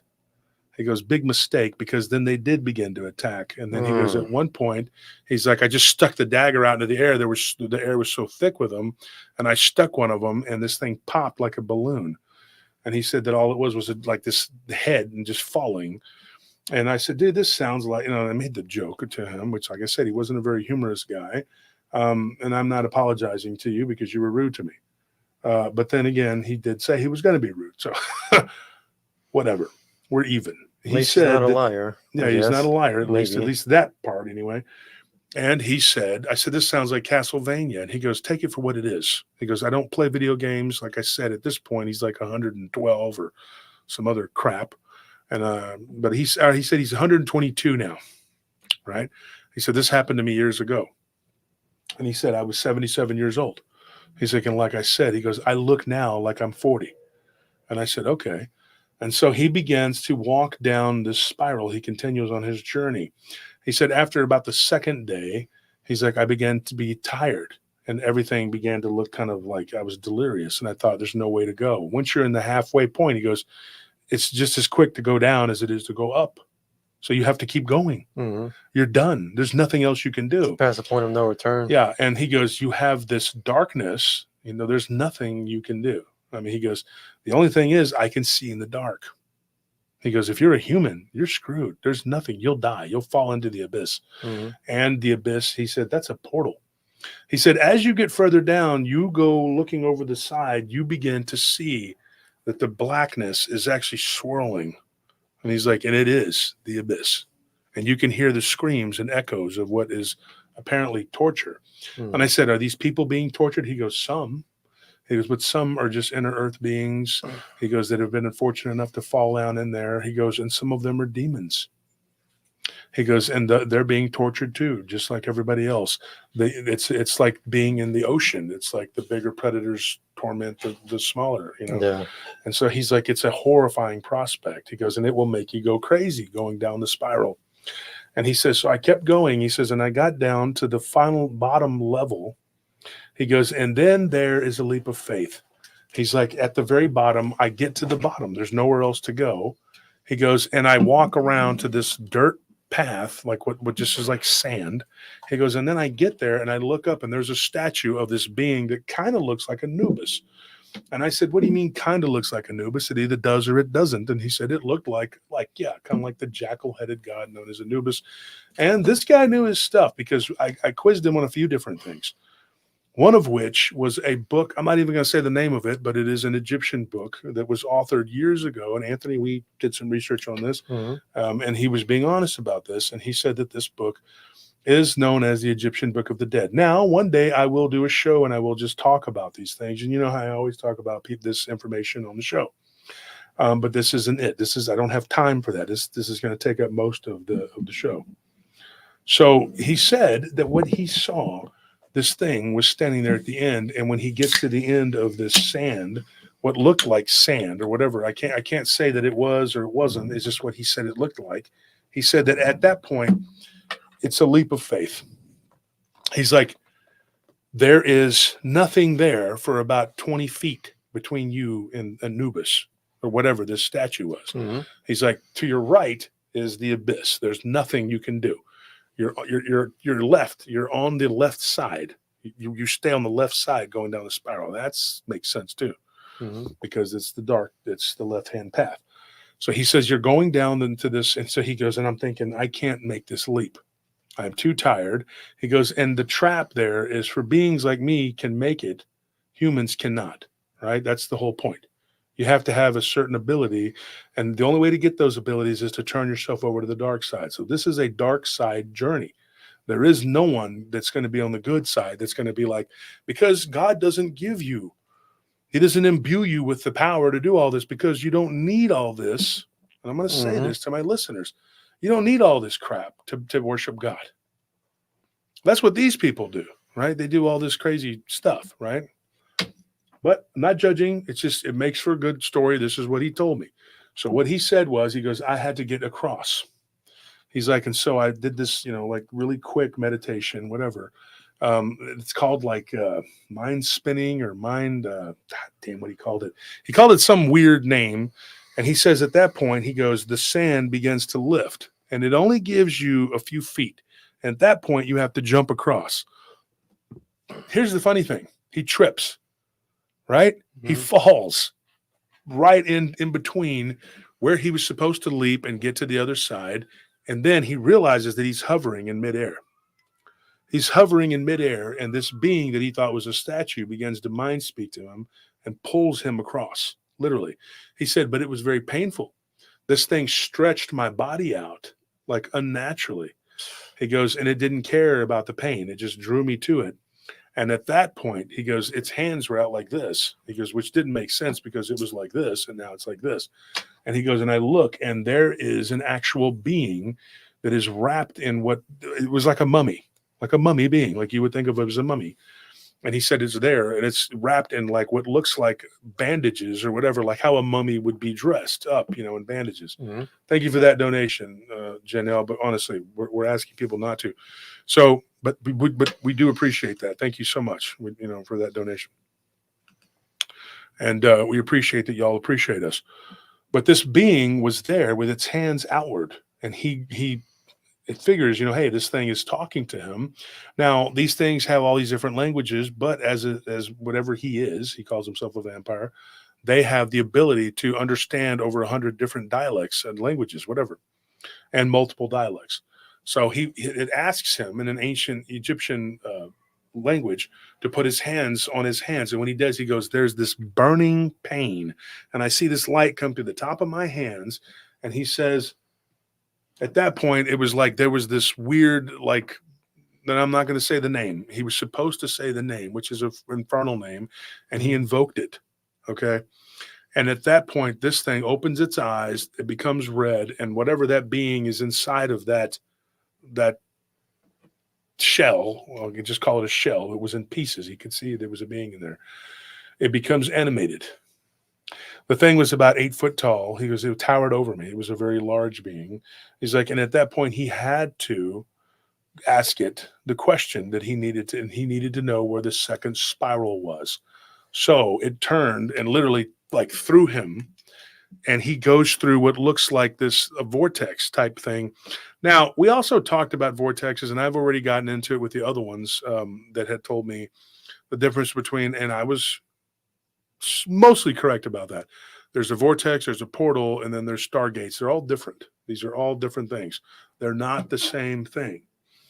This vortex, which is like this spinning sort of swirling thing, the way that they describe a vortex, and it's sort of a crapshoot. It can throw you into the direction where you want to go because it's a naturally occurring thing, whereas a portal is something that's made by a being.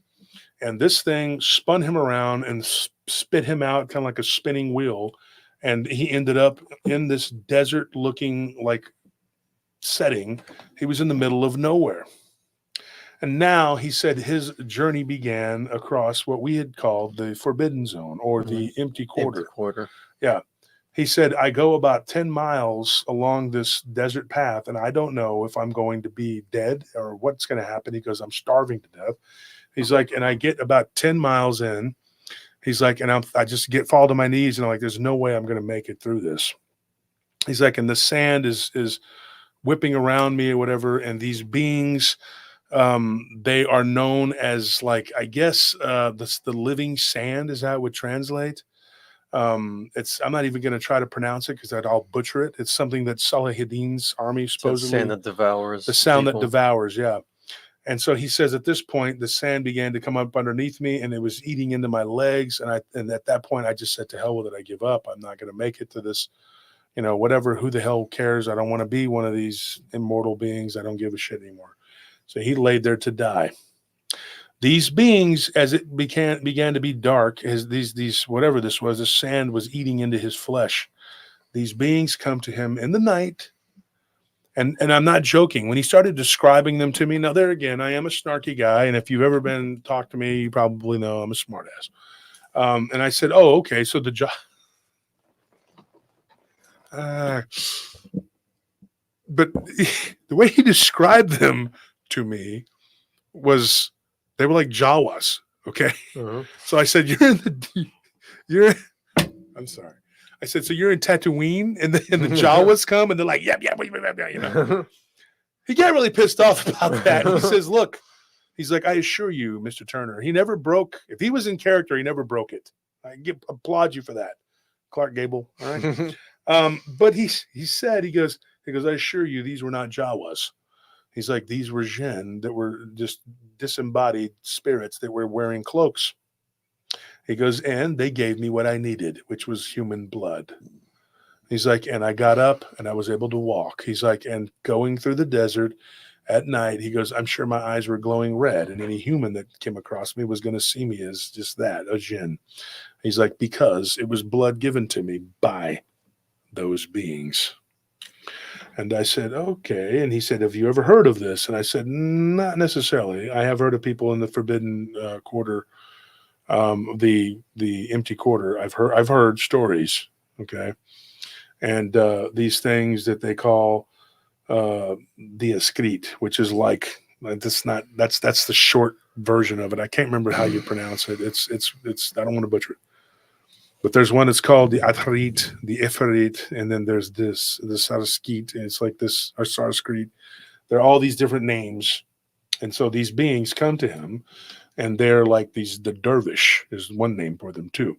They appear as a swirling, what's it called? Like a whirlwind? Yeah, whirlwind, but there's a name for it. A sandstorm. Like whatever. Yeah, and see, and Michelle says a Freed is a fire elemental. Yes, that's what they are. So this thing, but these things are sand beings. And so they come to him, and he's got these, whatever it's called, like sores all over his body, but the blood healed him. And then these beings came off of him. They look like mites made of sand. It's really bizarre. He said, but as they feed on you, they turn red. They're like little tiny ticks. And so anyway, he got rid of them. He got them off of him. And they're also spiritual too. So that's why they have to bathe in that light, that white water that washes off. We've talked about it on the show. They bathe themselves in that to get the parasites off them, something that we don't have because we don't have the parasitic whatever on our actual flesh. So anyways, he continues to walk through the forbidden zone, and eventually he gets to a glowing hole. Now he says, if you were a human being, normal human being, you wouldn't see this in the dark. You would just fall right into it. And so he gets to this certain spot where it is called the hole. The hole, that's all it is. It's just a hole, and it's glowing green. It's like a green hole in the ground. He said, you can't just go and jump into it. You have to crawl on your belly up to it, put your arms out over it, and then the darkness takes you.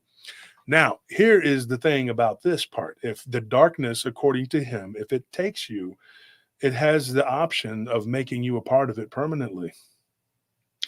Or it can spit you out the other side and allow you to continue on your journey. If it deems that you are useful, that it can use you to allow you on your journey, it will. But if it decides to take you, it'll take you. The only protection you have, and get this, is if, and this is something that he mentioned, he goes, I've seen your show and I know that you wear the Saint Benedict. He's like, that's one of multiple, different symbols and things that can protect you from this darkness, where you could actually walk across it. He says, but I have no such protection because I am completely in the dark. And he goes, and so the only thing I had was to give myself over. And I promised supplication that I was going to give it a sacrifice when I returned, when I came back through, because the only way to get back out was to go back the way you came through that pit. Now, you didn't have to go all the same direction, but you had to go through that particular vortex. So he said that when he agreed, when it went into his mind, he said that then you go into this sort of inward spiral. The second spiral is within you. So when you're inside of this darkness and you begin to fall, you float around the spiral. You float and you float and you float, and you have to literally become one with the darkness. He's like, and it is something that I can't describe to you. And he goes, and you would never be able to describe it to your audience because it's something that you would not know unless you were in the fourth dimension and you were in the higher level of the fourth dimension.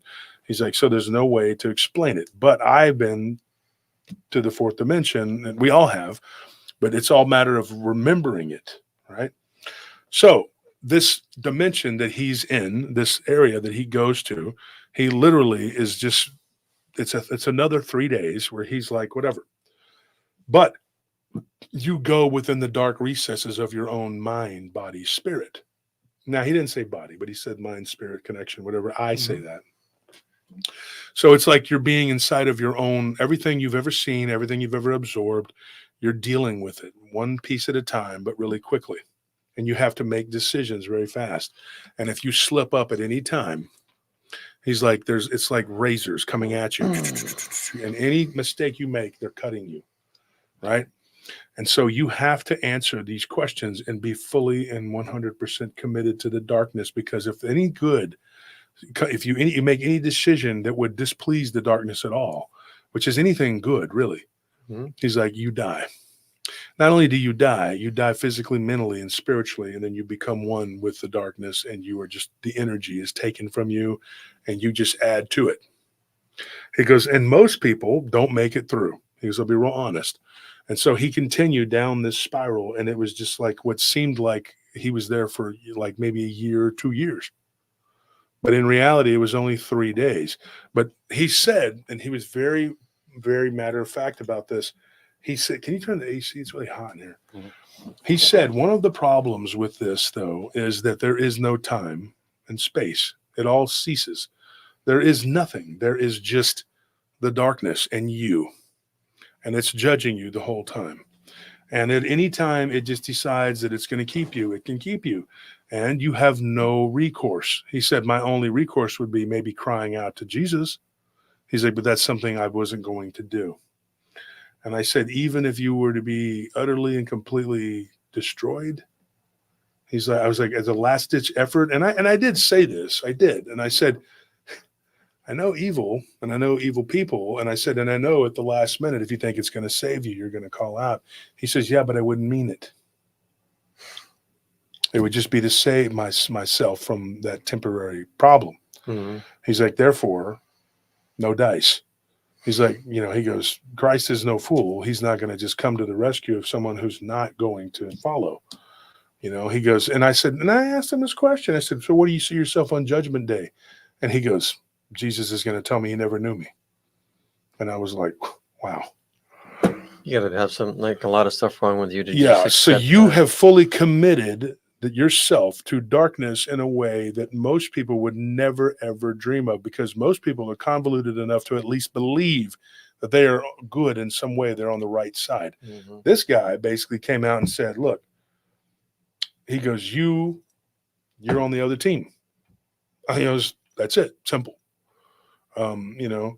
But he also pointed out my sins and my flaws and blah, blah, blah. And I said, yeah, everybody does. I said, and I'm not judging you for your sin. He said, well, that's the difference between you and me. He's like, I'm going to use every single thing against you. Sounds about right. Sounds about right. That's what evil does.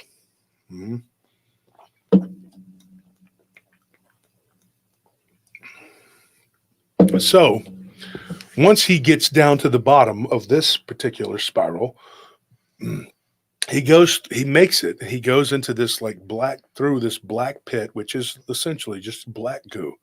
He gets pooped out the bottom of it. and he falls into like a swampy area. This swamp is known as the place of devouring. The entire place is alive. Every single plant, everything you're walking on, the ground that you walk on is breathing. So when you walk on this, it's like going up and down, because you were walking on the back of a creature known as the Bihama. Now, that is the Arabic way to say it, the Bihima. That is behemoth. So this creature, literally, you're on the back of this creature. It is heaving and breathing. And he says it is so large that it takes up like 12 Earths, according to what he was told. But he doesn't need to walk across it for 12 Earths. What he needs to do is get like several hundred miles. He tries to get to a place called, I can't say the name of it, but it was like an intersection, and I don't remember the name. I know the name, but I can't say it correctly. It was like the Sevasternan or something like that. But anyway, he has to get there because it's like a nexus point. Mm-hmm. And it's like you ever seen like a door? The way he described it was like when you walk in and there's like a door and another person's behind you, and then you walk out and the person's going. Yeah. I forgot what they're called, like a revolving door. Mm-hmm. Okay.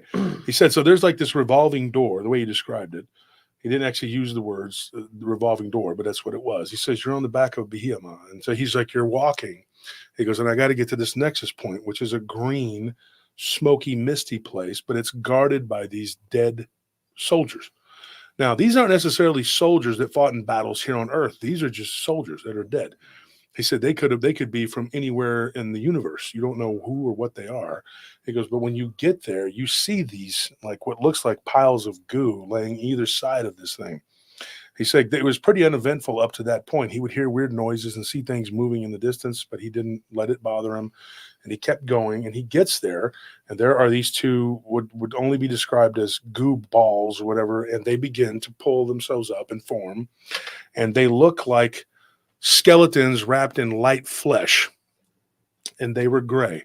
And he says that when you sit there and you stare at them, he's like, I realized what I was doing. They were taking my energy to manifest themselves and become these demonic like entities that were supposedly like long dead warriors who had committed themselves to the dark side. But he also said that there was a place there on the Behemoth it was actually at what they would call the neutral zone. So these beings being at the nexus point, they controlled that nexus point. He said it was a purely neutral place. But the beings that you had to fight coming from the side that he was coming from, which was the left-hand path, he had to defeat them. And so he's like, I have no way to defeat them. He goes, and unless you try to go past them, they don't pursue you. So he goes, so I sat there pondering it for like an entire day. And I'm thinking, how in the hell am I going to get past these beings? I don't have any sustenance. There's no humans around. I can't do anything. I can't take anybody and drain there's nothing around here that I could kill or eat. He goes, and then it hit me. I was like, yes, there is. The very ground that we're walking on is living. Mm-hmm. He goes, and everything on this being is a type of parasite. And he realizes this, and he says, I'm a parasite, so I'm going to try to drink the blood of the Behemoth. And so he goes down and he starts to bite the very ground that he's walking on, and he realizes that this goo is coming up out of it, and it's like a deep crimson goo. And then after the initial blood that comes out, there's like this clear sort of liquidy whatever, like syrupy sweet tasting thing that comes out, and then he just drinks it. It's like the plasma of this being. And so then he goes, then I get enough strength, and I go, he goes, and I confront these beings. And he goes, and once again, this is not something that a human could do, because you would not be able to drink the blood of that being. And so he says, when I go up to these two beings, I immediately tell them to move aside, and I tell them in backwards Latin, because that is a code that we use. It's backwards ecclesiastical Latin. And he says that a lot of times it works because they know what that means, right? So he says he goes to tell them that, and they just began to do this, which is like, no. And they pull out what look like these weird blades, and they just move them back and forth really fast, and they come at you. And he goes, and if you get caught by it, you die. Well, the good thing is, with sustenance, a vampire, according like the way he is, they move really, really fast. And they do this thing we've talked about, Satori. And so that they can move in and out of this, whatever. So he goes underneath them, and there is no getting into this nexus without defeating these beings. So he had to defeat them. So he pulls the legs out from under them, and he uses their own weapons against them. Long story short, this isn't Pirates of the Caribbean. I'm not going to get into a big old thing what he says he did, but he managed to defeat them. Not killing them, just defeating them. And then he gets into the portal, and it revolves around, spits him out the other side. Once he's on the other side, everything is red. Once he gets to the other side and everything is red, he begins to walk along this path. Everything was like fire. There was lava and fire on either side of him, and it's like a hell realm. Everything is sulfuric, and he can smell it, and there is the next spiral. Once he gets to that spiral, it is a fiery spiral, and on either side are the flames of hell. If you fall off in this spiral, which this one he said was actually the easiest, because it was just all it was a basic path, and it was a pattern. You go down to the middle of the spiral, and then you jump to the other side, and then it lowers, and then you just keep doing it.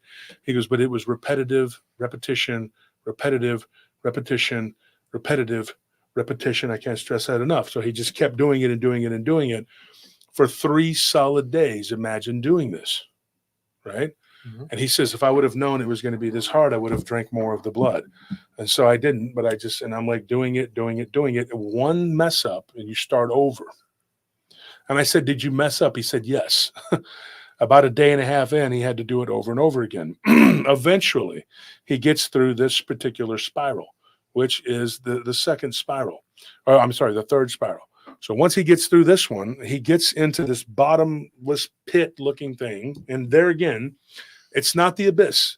And he made it very clear that it was not the abyss. Hang on one second. That's one of the ant people or something. Mhm. What is this? It's pretty cool. It's one of Tony's creations. The ant people? Yeah. But didn't have horns like that. Well, It's I don't antennas. know. I didn't see anything about horns. They're antennas. Oh, the antennas. Yeah. Well, he didn't say anything about those either. But what's crazy though, but good job.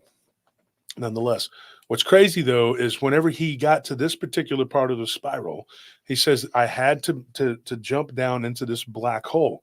Now, one of two things is happening here. I go down to the next level of wherever I need to be, right? Or I'm in the abyss. 50-50. I don't have a choice. There's no going back. You're pretty much stuck. So he goes, this is it. You know, if it becomes, hell, abyss, whatever, so be it. So he jumps in, he falls for what seems like days. He's just falling. And he says that he's in the sky. And when he looks around, he sees stars in the distance, and he's looking down, and it's like he's falling to earth. And then he realizes, he's like, as he gets closer, he finally gets to what looks like the atmosphere of earth. And he's like, I am plummeting to the earth. What the hell am I going to do now? Because if I don't break my fall, I'm going to die. And so he just keeps staring, and he's like, this is going to be bad. And he's gaining momentum and speed, and he's falling, and he's just like, I'm in big, big trouble. Well, eventually he gets like almost to the point where he's going to fall, and he invokes the infernal name that he was told to call upon if he got close enough to his target. So he thinks, well, this is my last chance, and if I do this, it works. If I don't, it doesn't, and this is the end of it. Well, guess what? It doesn't work. And he lands, and he literally explodes when he hits the ground. And he says, this is what's crazy. He's like, I just remember this falling and feeling all this infinite pain, and everything was horrible. He goes, and I wake up, and I think this is it. I'm dead, and I'm in hell, and I'm looking at this giant, like what he described as like a demon that you would imagine the devil would look like, but like with more like a bull mixed with like a goat type creature or whatever. And he sees it, and it comes towards him, and it does the next stage. It gives him the next, whatever, and hands him what looks like a scroll. And he goes, and I know this is the next stage. I know this is what I got to do. And I realize that I just died, but I didn't really die. So he takes this scroll and he opens it up, and it's like written in what he assumes is some type of blood.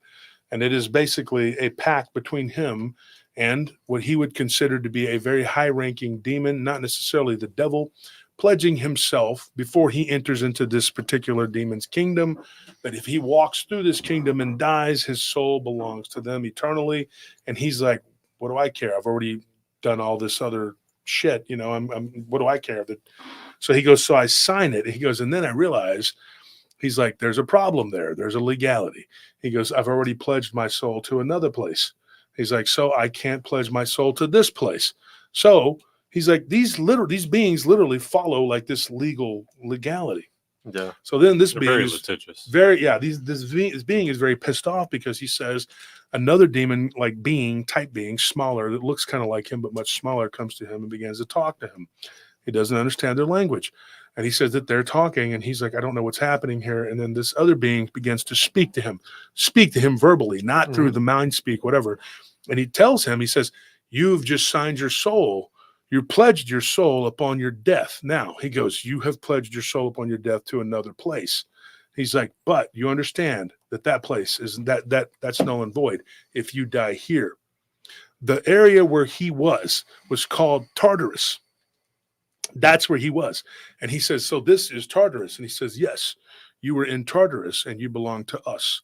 He's like, these were goat-like, bull kind of like beings or whatever. And there was a whole bunch of them around.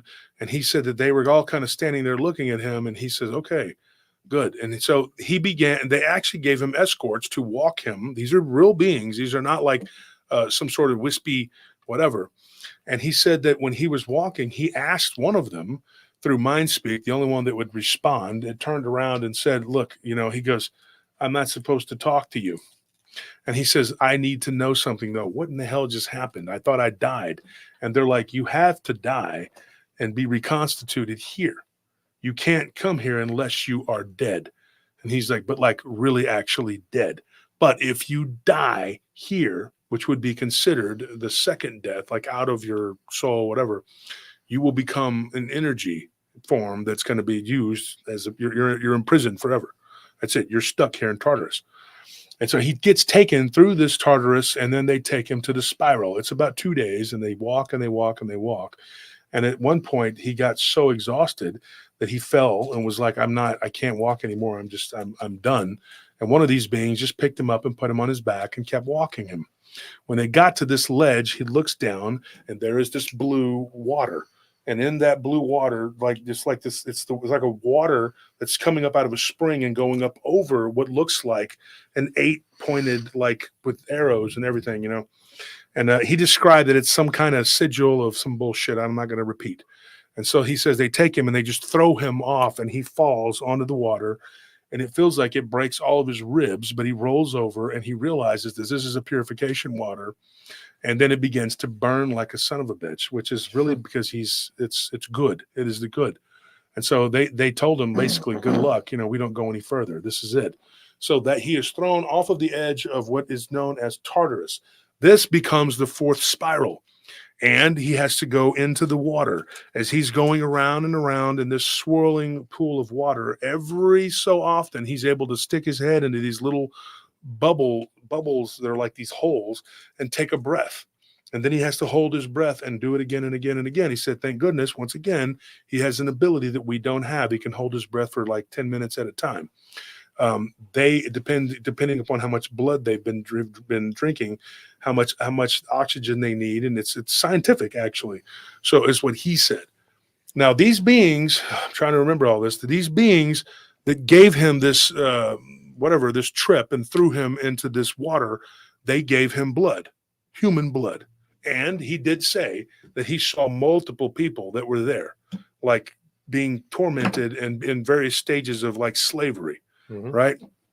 But it's a very specific place. So anyways, they threw him off the edge of Tartarus, and these goat-like beings, they go back and they go back to doing whatever it is the hell they do. And no pun intended. And then he's in this water spiraling for days. Repetition once again, but he's in the water.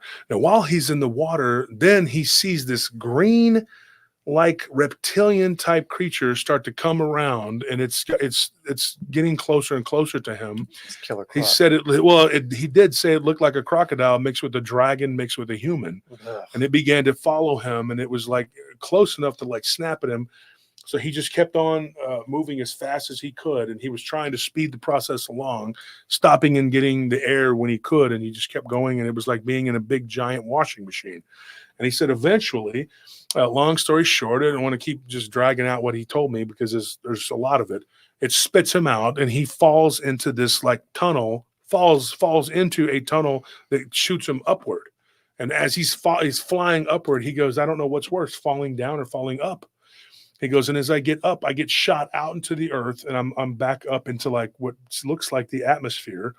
And then I land in this, like what seems like somebody's pasture. And I look around and I'm like, this could have been Nebraska. It's just like, he goes, I look around and there's like, horses and cows and shit. And I'm like, what in the hell am I doing? He goes, and I stand up and I dust myself off. He goes, and I'm like, did this just really happen? Or am I just high on mushrooms? And I told him, I said, I don't know. You're the one that took them. So you tell me. At that point, he starts to walk, and he goes into the middle of this, what seemed like an innocuous pasture, and the ground just begins to lower and shake, and he goes down, down, down, and it's almost like an elevator, and he's looking around, and there's just dirt all the way around. But as he's falling, the dirt begins to fall on top of him, and then he's struggling to try to get up and get out of it because he can't breathe dirt, obviously. And as he keeps on trying to fight the dirt, he's like, he must have gone for hundreds and hundreds and hundreds of feet. And eventually he gets to this bottom, and the sides of this, what would be dirt wall, begin to kind of fall away, and everything is flat again, and he's within the earth. And then he realizes, he's like, I'm in this middle of this pit, and I look around and I hear this buzzing noise. He goes, and then there are these two beings that look like giant hornets, the only way he could describe them, mixed between human and hornet, whatever. And then one of them speaks to him and tells him, come. And when he does, he goes towards this being and it grabs him. He says, unfortunately, it sticks this big stinger thing that it has right into the middle of my chest and injects something into my chest that comes out my mouth and my ears. And he goes, and then I feel like I'm about to pass out. And the pain was worse than anything I'd ever felt. He's like, and then I wake up, he goes, and I'm laying on the ground, and there's nothing but this clay ground all the way around me. And I look up, he goes, and I'm literally out in a barren wasteland. There's not even any trees, there's nothing, just miles and miles of nothing around me. He's like, and then I go to the fifth spiral. I walk maybe 10 feet, and there it is right there. And so he walks in a circle that perpetually just goes in a circle. It doesn't do anything. He's like, you just keep walking, and it begins to develop as you're walking. And he goes, and that one, it just goes on and on and on and on and on. He goes, and then he goes, something that I had never felt since I became this, whatever he is. He's like, I began to become thirsty for water. He goes, and I'm never thirsty for water. I only drink blood. And he's like, and I'm like, what in the hell is this? This is bizarre. Doesn't make He sense. goes, and so there is vials around him, all the way around him. There are these vials that are filled with water. He goes, when I would go to reach for them, they would fall over the opposite direction and the water would spill out. And he goes, and I'm going like I'm dying of thirst. And I just keep walking and I keep walking and I'm not getting anywhere. I'm not doing anything. And the place gets hotter and hotter and hotter until it feels like it's a sauna. And then he says, by the time I am done with this whole, thank you for that donation. But like we said, we're not asking for donations, but we appreciate it. But he says, I feel like I'm about to go unconscious. He goes, and I feel like my eyeballs are about to pop out of my skull. Now, I made a joke at that point too. And I was like, I said, do you guys have like brains still, or is it just blood up there? So I'm sorry. I don't like vampires. I'm sorry. I'm not a fan. I'm just going to be honest. No, it's okay. If donating is totally okay, Venture, we appreciate that. We're trying to prove a point to the community that we didn't get into this for the money, because our detractors are always lying and saying we're out here begging for money. And like I said earlier in the show, I challenge you to go and find the screenshots of these timestamps of us begging for money and telling people to give, because that's what this very jealous person had said. And I'm not going to even say their name, because if they leave me alone, I'll leave them alone. Deal. But the thing is, I want to prove to this community that we're doing this because we enjoy doing this, and we enjoy being with our people and retelling people's encounters, and people coming on and telling their encounters, which is what happened last night. A bunch of people retold their encounters. That's what we're here for. Mm-hmm. So what ended up happening? He's in this I guess just this spiral that just keeps going round and round and round, and it does nothing. And then I asked him this question. I said, this was the 5th spiral. This is where you needed to get through to get to the next level. He says, yes. And I said, let me ask you this. How come you can't just burrow down into the earth and go to where this place is? He says, you might be able to. He's like, but that would even be harder than doing what I was doing. He's like, because then you're going to encounter countless amounts of species that are just going to try to fight you and they're going to kill you. Mm-hmm. And everything will eat you. He says, so this is basically the esoteric way to get through it without having to encounter countless hordes of mindless species and beings. And he said, at this point, he goes, I was dog tired and I was sick of it and I didn't want to deal with it anymore. And he goes, and finally, he goes, I stopped. I just gave up and I said, I'm done. And at that point, he goes, it was toward the end of the 3-day mark. And he goes, and I could tell at this point, it was how many hours it had been. He goes, that should have been done. This is it, 72 hours. Now, that number is significant because 7 + 2 = 9, which is the last number, right? That's the end. Now, some people will get it convoluted and say 11 is the master number. Not really, no. It's really just 9, but because there's only 1 through 9. But yes, there is an 11, which if it adds up, to 11, not 2 + 9, but if you add up, I forgot what it is, not 7 + 4, not 2 + 9. It's if you add 1 to 1 and it comes out to 2, then it becomes 11. That's the only whatever. That's supposedly the master number, which is really just 2, but that's not correct. That's just what some people believe. I personally don't believe that. That's not my belief. So he gets to the final level, the 5th spiral. Now, you may ask yourself this: why would he tell me that there were only 5 spirals? And I'll tell you why. And I know why. And even if he doesn't want to admit it, or these other evil bastards don't want to admit it, because you can't go beyond the 5th density, boo-boo. You know why that is? Because you're evil. You're very evil, and you stop at 5, because if you go beyond the 5th density, you dissolve. You're not allowed into heaven. Beyond the 5th level is heaven. That's where you don't belong.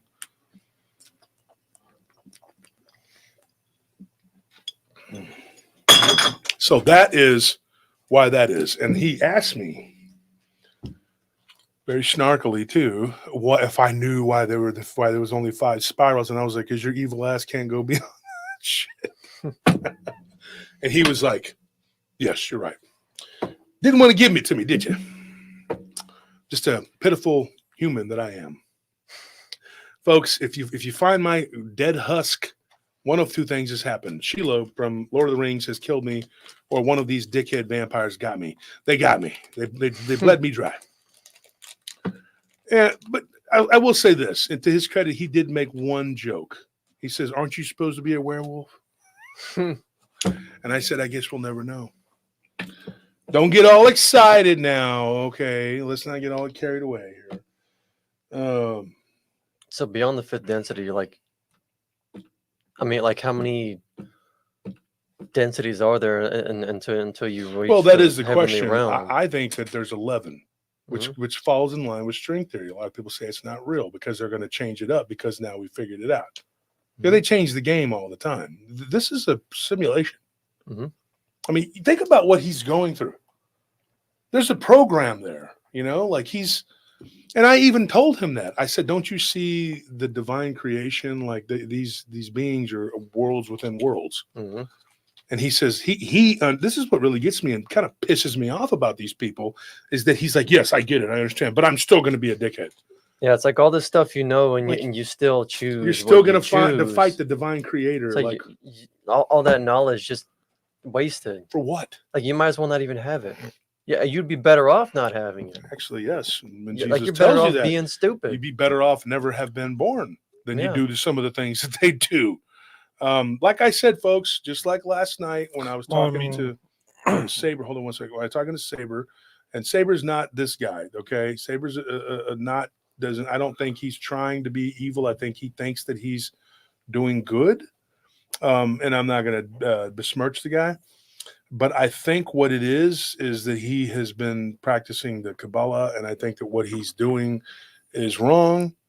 He begs to differ, and that's fine. So you pray for that person, and you pray for them, their spiritual healing and understanding. But going too far inward or too far outward, you end up in this bad area. Now, this guy here, he makes no bones about it. He just says, I'm evil. He rejects Christ in every way. And he wants nothing to do with it. Now, folks, I will say this. I did talk to Anthony and Tony, and we did talk about this man and about his encounter. And we debated whether we should, whether we should talk about it.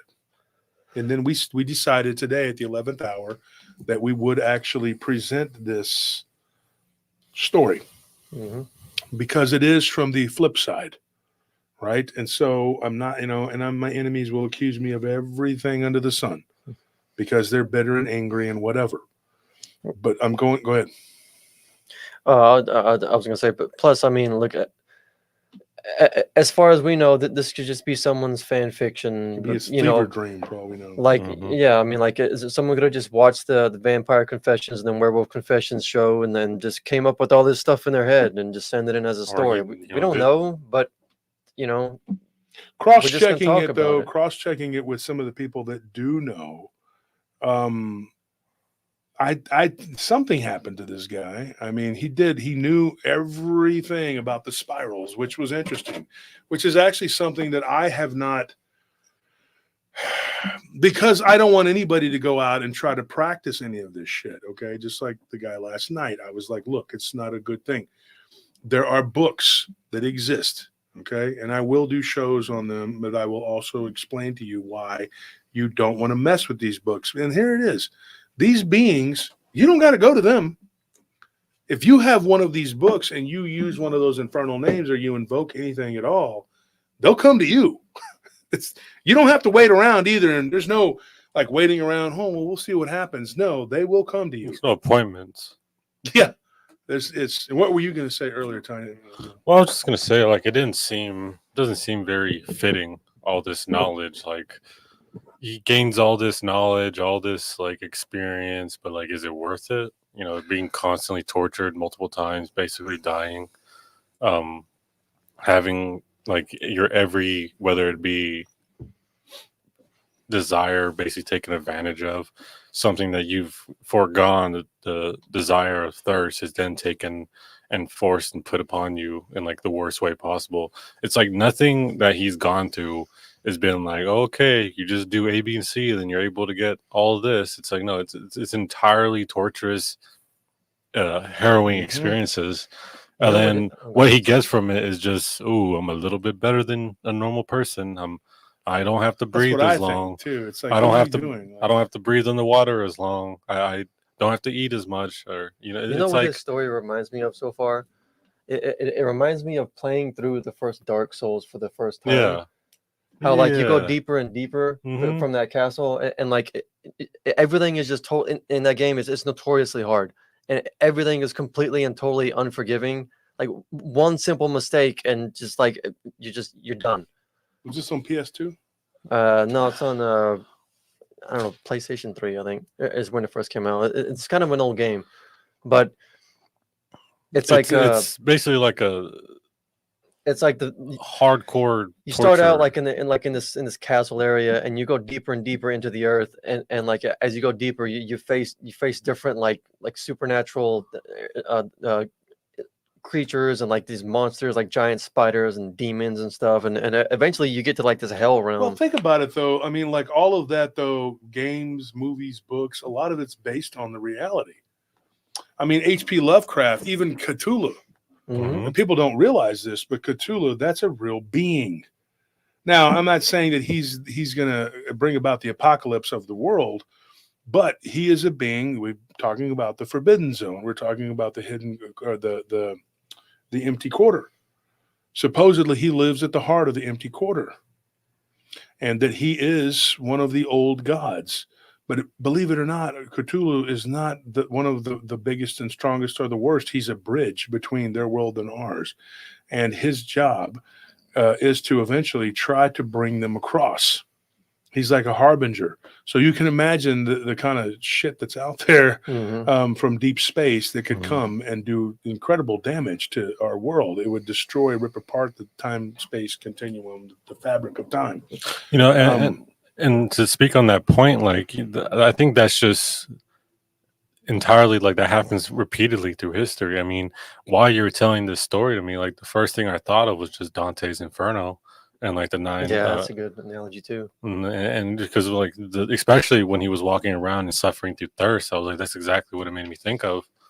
But I mean, it might just be that someone is getting like an inkling of like maybe 2% of the truth, and then using that 2%, they expand upon it, and what was 5 circles actually ends up becoming like, was it like 9 levels of hell?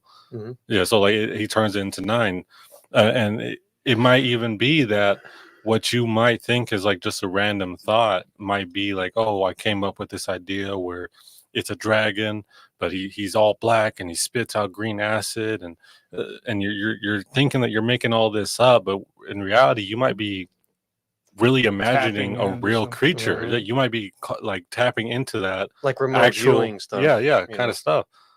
You have no idea. Like, who knows really where the bounds of your creativity are? Like, who knows? For instance, they say that when you sleep, like every face that you see is a face you see in real life because you can't create a face. It might be something like that where you can't really create only 26 these beings. facial archetypes. Exactly. Yeah. So like you can't just make one up in your head. It has to be someone that you've recognized from somewhere.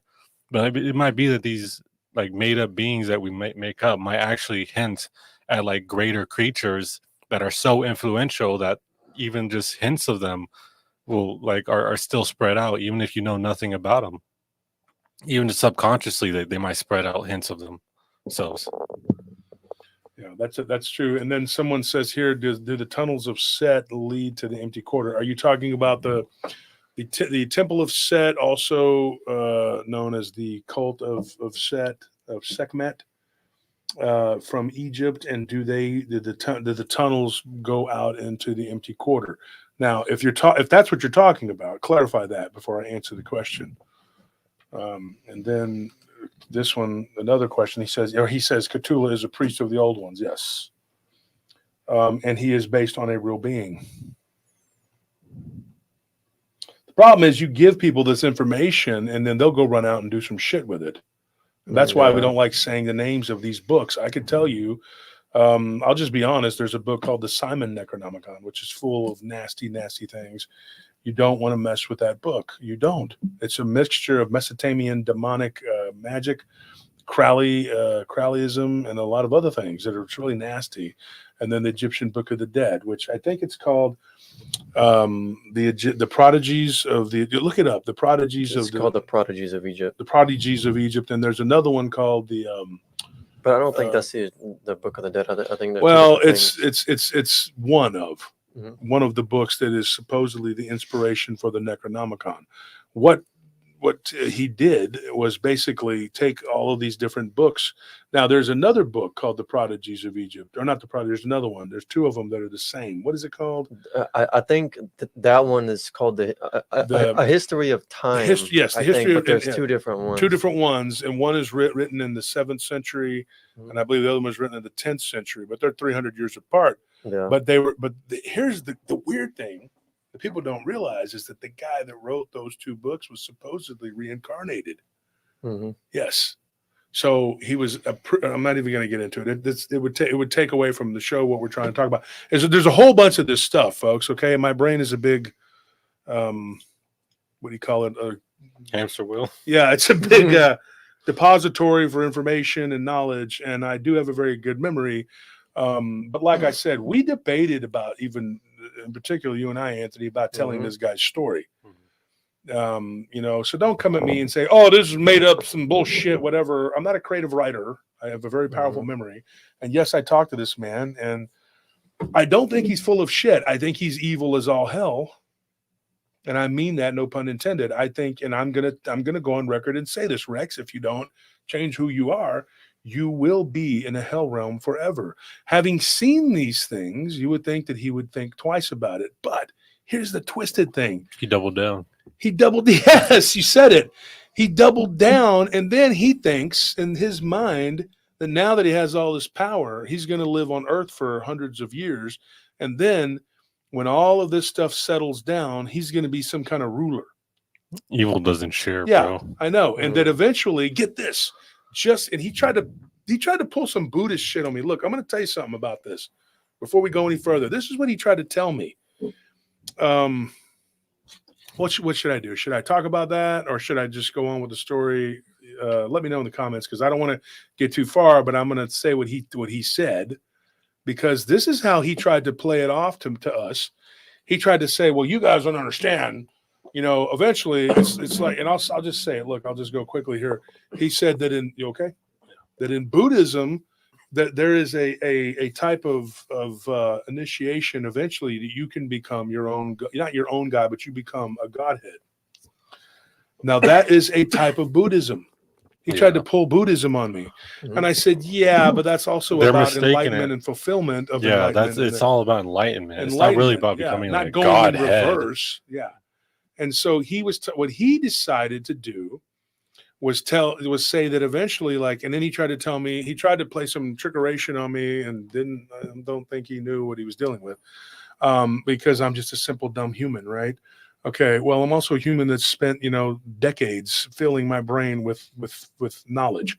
And one of the things that he tried to say was, well, we all become our own God in our own world. I said, what is this, Mormonism 101? Or is it Buddhism? He says a little bit of both, but it's the flip side, the inversion. And I said, the flip side doesn't work, dude, because darkness always tries to eat the light. And I told him, I said, you were talking about you're going to become one of these leaders. I said, but there are only 7 princes of hell, right? He says that there are 9, and then he goes on with this other psychobabble. And I said, look, the problem with this is it doesn't matter what the number is, okay, the 7 Jinn Kings, or if it is the demons, powers, whatever, blah, blah, blah. I said, you are not it. Those beings were never human. He said, yes, they were part human. I said, so what are you saying? You can become whatever the hell you want to become. You can twist your body into whatever the hell you want to twist it into as a skinwalker. And I have talked to a skinwalker not too long ago who's told me some really crazy shit. Now, here's the thing. Yes, exactly. Grandest YouTube perfect possession. But then you lose your consciousness over to an other, a demon, right? And you're just a vessel. And you can be along for the ride, but you're just a battery for him. He can take you out and change you out with another battery like that. It's like my phone. I take a battery out and I put another battery in. See ya. That's what you are. That's what you are. Do you want to be a battery? But then he tries to say, oh, well, we're going to turn it into this, I'm going to become a ruler of such and such eventually. And eventually, how many eons does that take? Right? And bad news for you, the real Jinn were never human. But then he tried to say, well, Jinn and demons, 2 different things. I'm not trying to be a demon or a Jinn. I'm trying to be a ruler of this, whatever the hell it is. And when the earth is completely desolate and destroyed, he's going to be one of the rulers on earth. Yeah. A crown prince from a crown prince that becomes a king of earth. And I said, why would you want the remnants of a shattered world where the old ones have totally defiled it? Why would you even want that? And you will forever be a puppet because you're a human. And the soul that inhabits you belongs to God because we belong to him. That's the problem, and that's the conundrum. And I told him point blank, this is what you're dealing with. But these people choose to do what they do. Now, as fantastical as some of these things may be, the possibility is very real because me personally, this is what I believe. I know the nature of reality. I don't know it perfectly, completely, but I know that it is not the 9 to 5 day to day sitting in traffic that we think it is. And you know this too, or you wouldn't be here. Now, here's the catch. This dude does what he does, totally in defiance of what anything scripture of any kind says you're supposed to do. And in fact, in the Middle East, it is illegal in multiple countries to practice black magic. Right? It's not. In Saudi Arabia, if you practice black magic, what do they do to you, Anthony? Well, they have the death penalty there, which for them is like beheading. It's like a state beheading. Mm-hmm.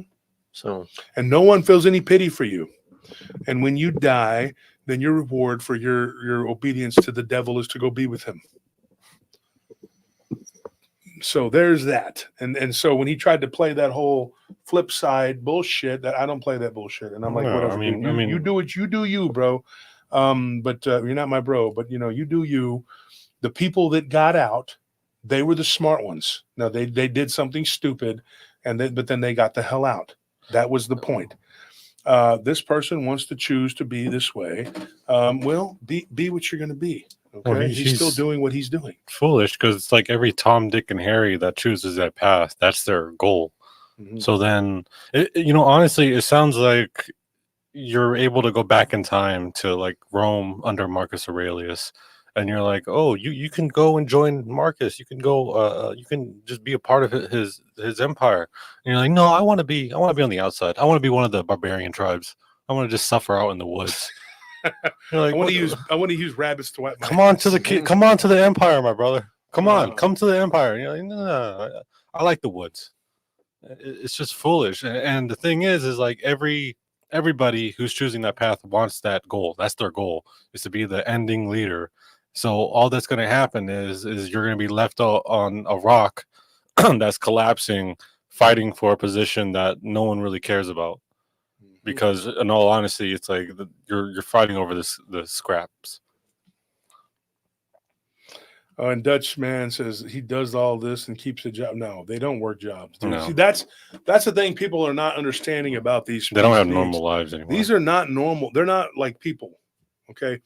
Once they go and they join these temples, they don't live like we do. Okay. Money is nothing because they can produce it. I mean, they don't, whatever. Their lives become subjugated to the will of the other, which is this demonic entity that attaches itself to them. And so getting into that now, this is what I asked him about that. I said, the whole time this was going on, what is the other doing? What is it doing for you? And he says, well, the other is the only thing that kept me from being destroyed by all these beings that were down there. Because they recognize the other. They don't really recognize him. See, people will ask the question, why did those goat-like beings in Tartarus help him and throw him into that water? Because of the other. Without the other, he dies. He's just a human, and then he just dies, and then his soul is trapped there. That's it. It's even more ridiculous. It's very ridiculous. So you're subject to the will of the other, but the other was strong, and the other has to go along with this too, because the other is going into places where it's not really welcome completely either. So because they're like, to me, they're like germs. One germ is like, oh, this is my spot. Don't mess with me. I got this is mine. So what ends up happening is this dude, yeah, Cooper says NPC vibes. Yeah, exactly. Well, evil doesn't share, so and evil doesn't. Yeah. So hopefully that clarifies a little bit of this. So what ends up happening? He goes through the fifth circle, and eventually he's just walking monotonously in a circle, and it's like the human part of him is dizzy and feeling like he's going to go unconscious, and he's craving water, which is something that he never does. And so eventually he gets to the end, and he falls over, and these beings appear, kind of out of like a smoke. They just appear, and they look like crocodile-headed beings, not unlike Sobek from the Egyptian mythology, whatever. Mm-hmm. And they come to him, and then they beckon him to stand up. He does, and then they bring him with them, and they walk into this green box, which is just like the outline of a green box. They walk into it, which is a portal they created, and then they go in that, and they come out the other side, and he gets taken into this society where these beings, known as the Qatar, actually dwell. And the first question from the first one, the Inquisitor, that's the way he called it. I said, "Is that what they call themselves, or would you call it?" And he says, "No." He says, "As the Inquisitor was the one that asked a bunch of questions. I just called it that because that's what So I thought, oh, there's an Inquisitor, Mm-hmm. No, that's just what he called it. So this Inquisitor asks him all these questions, and it says, "Where did you come from?" And he tells him, blah blah blah, and it says, "And why are you here?" And he tells him, "I'm here because I want to talk to your leaders, because we want to make an agreement with you to do this, and that, and whatever." And so he immediately just becomes a prisoner, and they don't share. Let's put it that way. So he gets locked up with beings of many different. He goes into basically like he's in prison. It's like being in prison in another It's a country. county jail. Mhm. Yeah, and he's imprisoned with like other types of beings. He said there was an entire area in that prison that was just werewolves. Like that's what they were, and they were like a clique, like a gang, and they hung out. So he has this entire year of his life where the clock counts backwards for you and it tells you, okay, you're done with your sentence, whatever. Well, they gave him 10 years for trespassing. 10 years of a human calendar for trespassing. The problem is that for every year that you're given as a human year, it's times 10. Mm-hmm. So he 100 was years. sentenced to literally 100 years, a human 100 years. Okay. So then I told him, I said, so you were supposed to be locked up for 100 years. He said, yes. He said, he goes, but fortunately for me, he goes, my people had made inroads into this place. And there was another one like me who was one of the, I guess you would call them jailers. And he said that he came to me and he was like, what are you doing here? And he's like, what are you doing here? And he says, well, he goes, I came here like you did. And he goes, and I was imprisoned for 100 years for trespassing, or 10, elder years, whatever. And so 10 elder years, I was in here for, which is what it is. He goes, and I was in prison for trespassing. And then now I'm a warden, one of the wardens. And he goes, so what do I do? He goes, nothing you can do. You serve your time. He said, the good news is after you're in here for 100 years, once you go back above, 10 years will have passed. And he's like, this is a person you got to understand they're sociopaths. He doesn't give a shit about anybody topside. He doesn't give a crap. He says, okay. And then at that point, the only thing he's worried about is how much ground he's going to lose to his opponents up above Mm-hmm. for the battle over who's going to run some shit up there. And so he's like, I can't stay here for 100 years because I need to get back up top. And he's like, so you must have been the emissary that we sent, years ago and never returned. He said, yes. And he's like, and there's no leaving. You're stuck here. The inner earth is unforgiving. And he goes, and the Qatar are not going to let you go.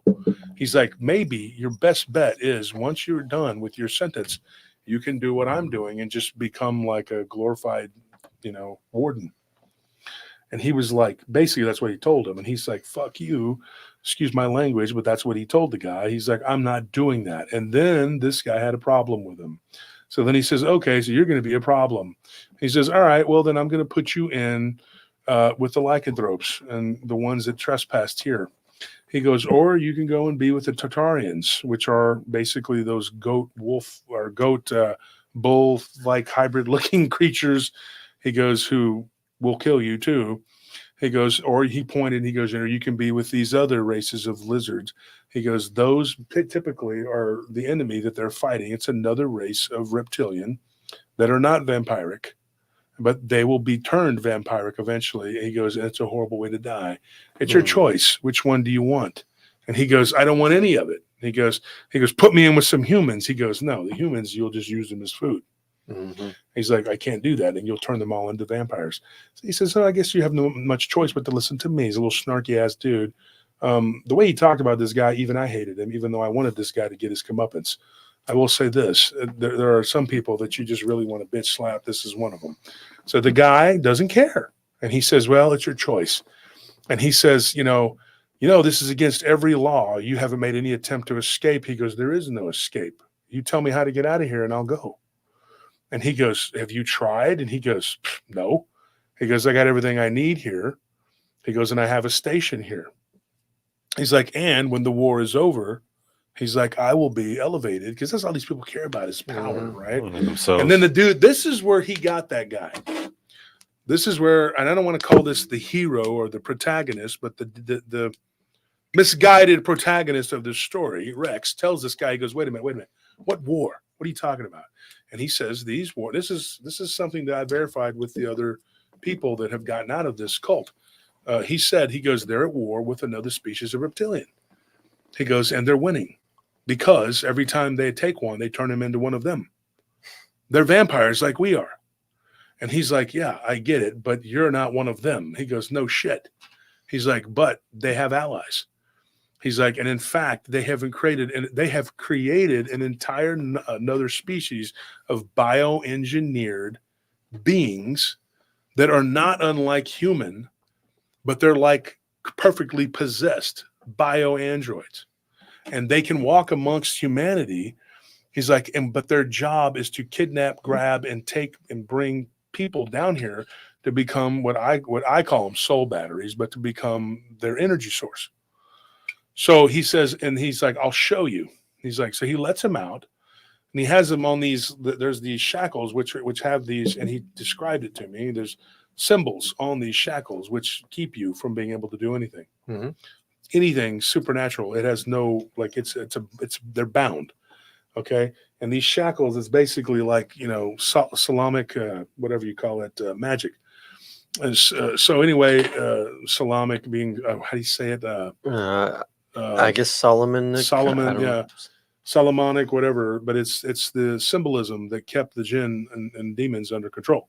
So anyways, he's got him in these shackles and he's walking them, and he's like, dude, I'm a human. This isn't, he's like, no, you sacrificed your humanity a long time ago, And so he takes him down this, whatever, and he shows him the other inmates and the areas that they're in and what they are and what they do. What was interesting, dude, he said they even had what looked like grays, like aliens. He said every species you can imagine of any book you've ever read, he goes, it was incredible. There were people of all kinds. He's like, there were these people that were black, but they weren't like African-American people. They were just black like my shirt black. And then there were people that were white like snow, and their eyes were white. And they would come up and look at him, kind of like a curiosity. And then there were these like mer-like creatures that were behind this enclosure, and they were all in like this pool, and you could see them. And he's like, what is this? This is like a menagerie of It's good to know that they believe in equal opportunity. Equal opportunity enslavement, right? And diversity. So he's walking along, and one of these large reptilian creatures comes up to him. And he said this thing, he goes, they looked like crocodile-headed, weird-looking creatures with shorter muzzles. He goes, but their eyes, they were red and in the middle and yellow around the outside. He goes, not unlike ours. Not ours, but like these vampires. And he goes, oh, shit, these things are vampiric.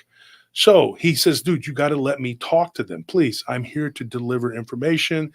If you can let me talk to them. He's like, you're not going to get anywhere with these beings. They don't give a shit about you, and they don't care about what we're doing up top.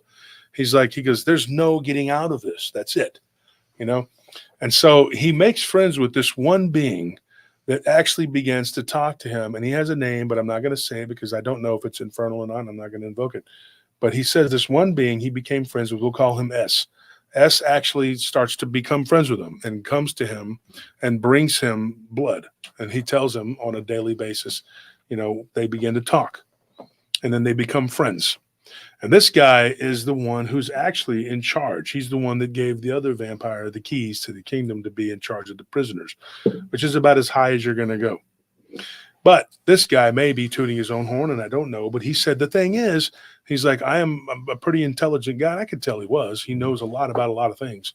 And he says that we began to talk about Enochian magic. And he said, I began to explain to him what it was. He's like, and this being, he goes, as smart as they are, they don't know all of these things because they're in a hive-minded cult-like whatever. But it's ruled by an aristocracy. And the upper echelon of these reptilians, especially the vampiric ones, they're very secretive. And they have a cabal at the very top they call the Order of Light. Now, the Order of Light is literally a bunch of bullshit. All it is they're the illuminated ones and everyone else is stupid. And so I said, so basically they have the same Ponzi scheme going on as they're doing up here. Yeah. Right? They're doing the same shit. They're like, we're smart and you're dumb, and we're going to make sure you don't know anything. So then this guy says, tell me more of this Enochian magic. And he says, so I started teaching it to him. And I showed him a few tricks. And I said, look, you can do this, you can do that. I know Enochian magic. I've studied it. I don't use it, like I said.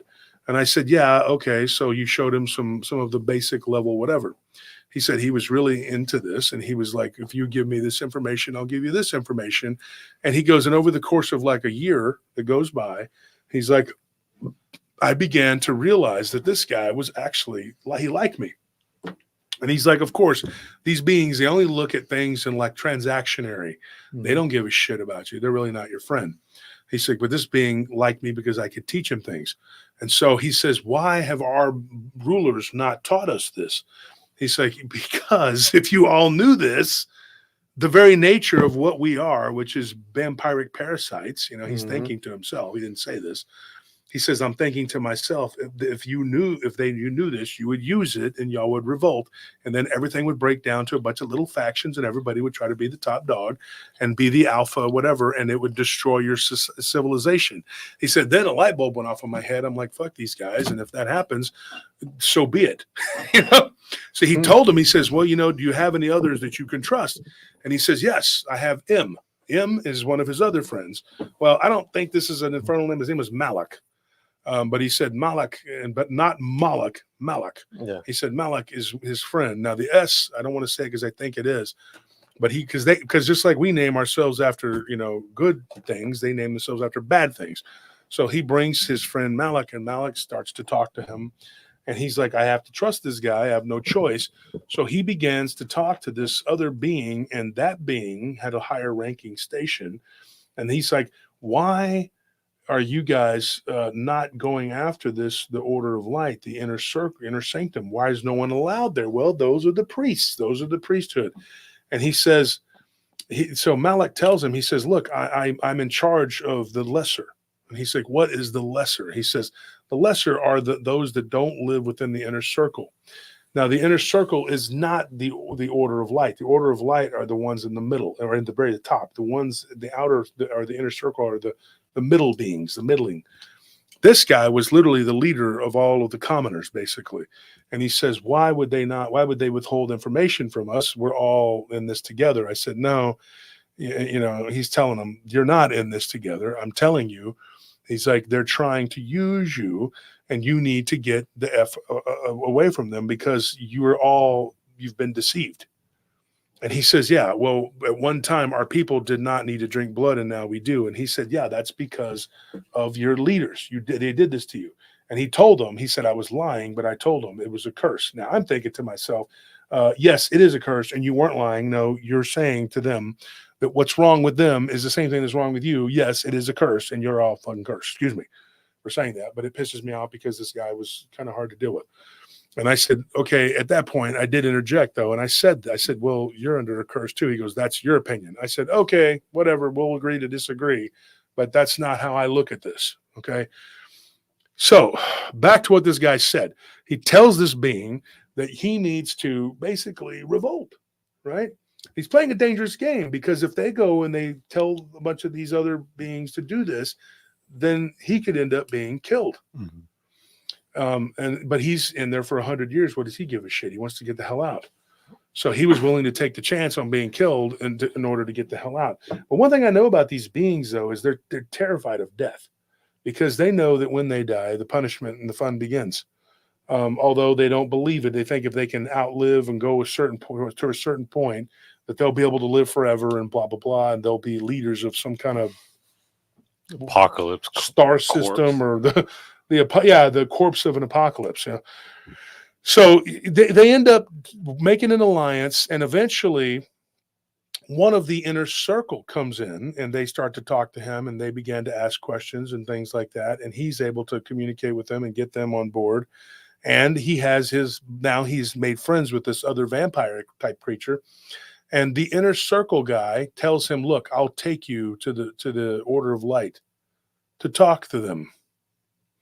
And at that point, he immediately does an about face and does what they do and casts aside his friends that he had talked into making this revolt, whatever, had given them what they considered to be forbidden knowledge.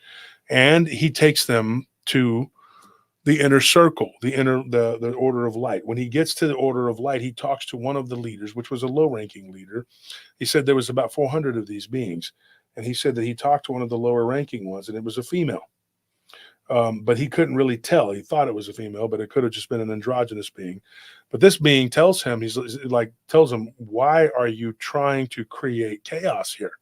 He's like, you trespassed into our land, and we've done you a favor by allowing you to live. And if you continue to resist, then we're going to turn you into an example. And he tells her, look, I want to make an alliance with you. And if you want to further your agenda, I'm telling you that our temple above ground on the surface world is a place where we want you to be comfortable building an alliance with our leaders. And he began to talk about the leaders in a glowing way and giving their resumes of whatever dastardly deeds they had done, and was like all proud of how some of them were several hundred years old, which made this being laugh because she was 7,000 years old. And she's like, and even I'm young compared to some of our elders. Because the curse of vampirism has been around for a very long time. And even she told the story that 117,000 years ago, they had turned from being an ordinary race of subterranean reptilians that had an origin that came from another realm. They were the losers of an intergalactic war, I guess you should say, and they were thrown into a Stargate, or not thrown, but they were pushed into it to, escape their punishment, whatever. And they ended up in this inner Earth, a species from the surface at that time. What was the surface? Came into their world, and they had been the losers of a battle up top. Sounds kind of like the fallen angels, right? Or the rebellious angels. Either way, they ended up attacking these in the same close quarters. They ended up attacking, and that's how they became vampiric. And they began to be dependent on blood. And that's what they do. They use all of these other beings as sustenance. They eat them. They drink them dry.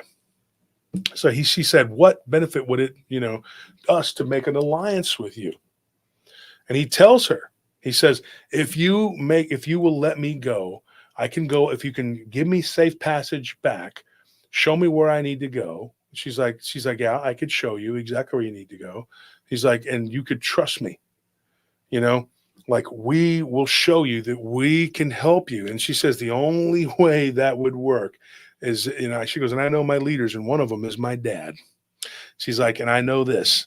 She's like, they only want power. And there's no power that you're going to give them that they don't already have. She goes, yes. He goes, but I can accelerate that power. And this is what this little bastard was telling these demons, basically, that if you give him the passage back, and he could build an alliance with them, he would help them basically take over the earth. And if they take over the earth, as long as he was given a powerful station in that, whatever. And I said, and what is your plan when these reptiles decide that they're going to make their move? If they finish their war with the other reptiles, I said, what are you going to do? You're going to rule over what? The ashes? He says, no, at this point, he said that, he's like, we're going to turn the tables on them using our soldiers and our abilities to overwhelm them. He said, because our armies or whatever at that point, he goes, looking at a timeline, will be like 10 times the size of theirs. And I said, but these beings, aren't they like 8-9 foot tall? He said, yeah. I said, wouldn't one of them, can it destroy like a whole coven of your ass? And he said, yes, but only the very top know the ability, the esoteric, whatever, the magic. And I said, okay, so you're going to try and take these beings, bring them up top, then you're going to double cross them, right? Because supposedly, get this is another aspect of this. They have made an alliance with another species, an alien type species that's a relative newcomer in the way that they've only been here 55,000 years. Okay.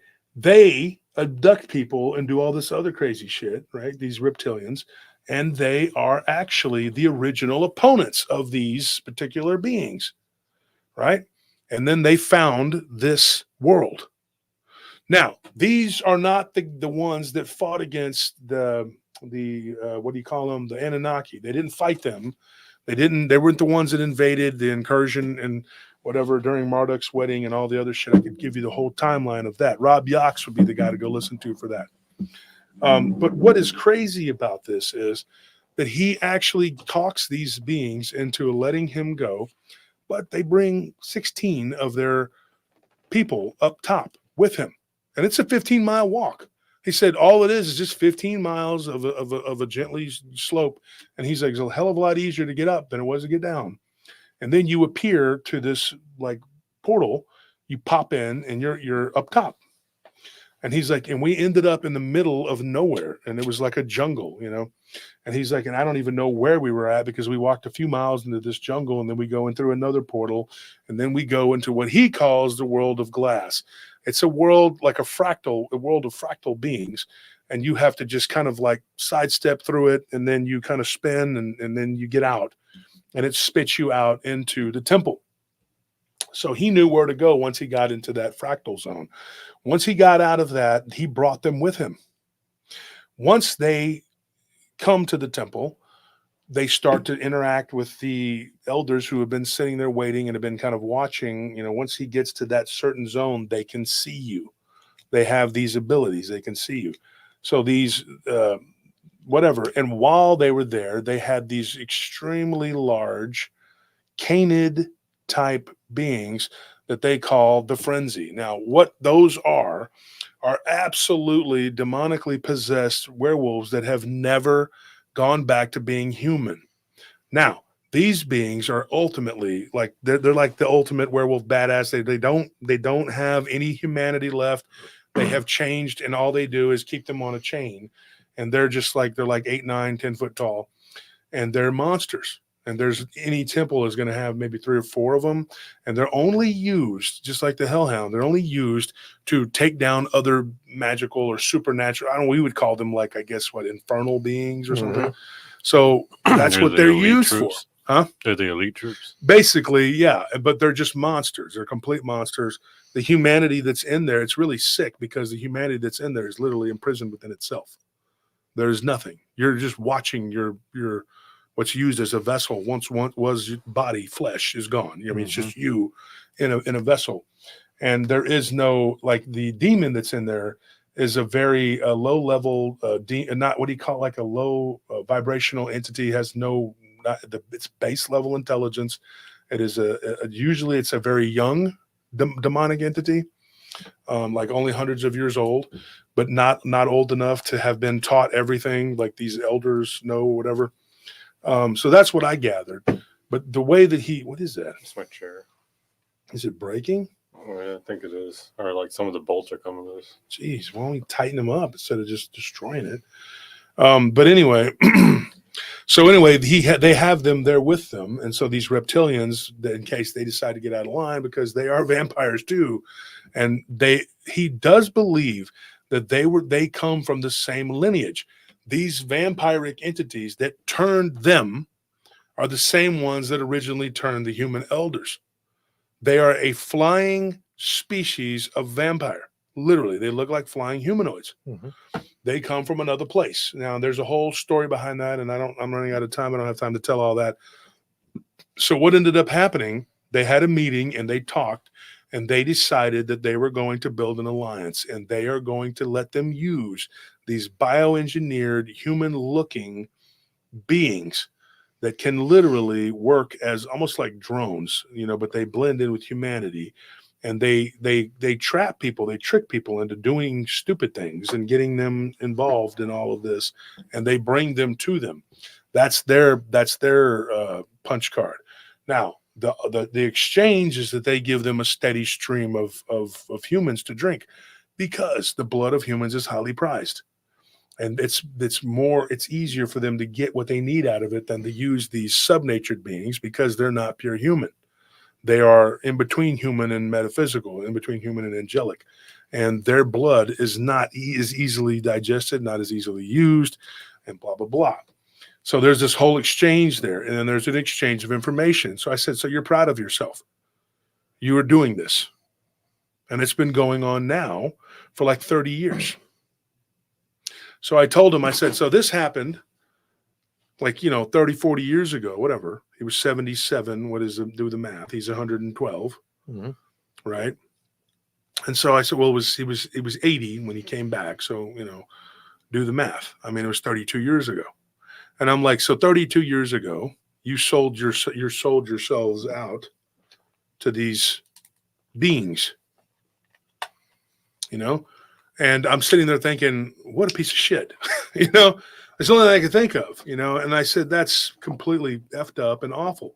I said, so what are you doing? And he says, now or he's 122. Thank you, 122. So 32 years ago, right? Do the math. And you're sitting there going like, how in the hell can you justify doing this? I can't for the life of me understand what would make anybody be that fucking warped. So it would have been what, 1992? Is that correct? 1992, 32 years ago. Is that 32 years ago? So 1992, he came back. And so these beings have had that alliance with that particular temple.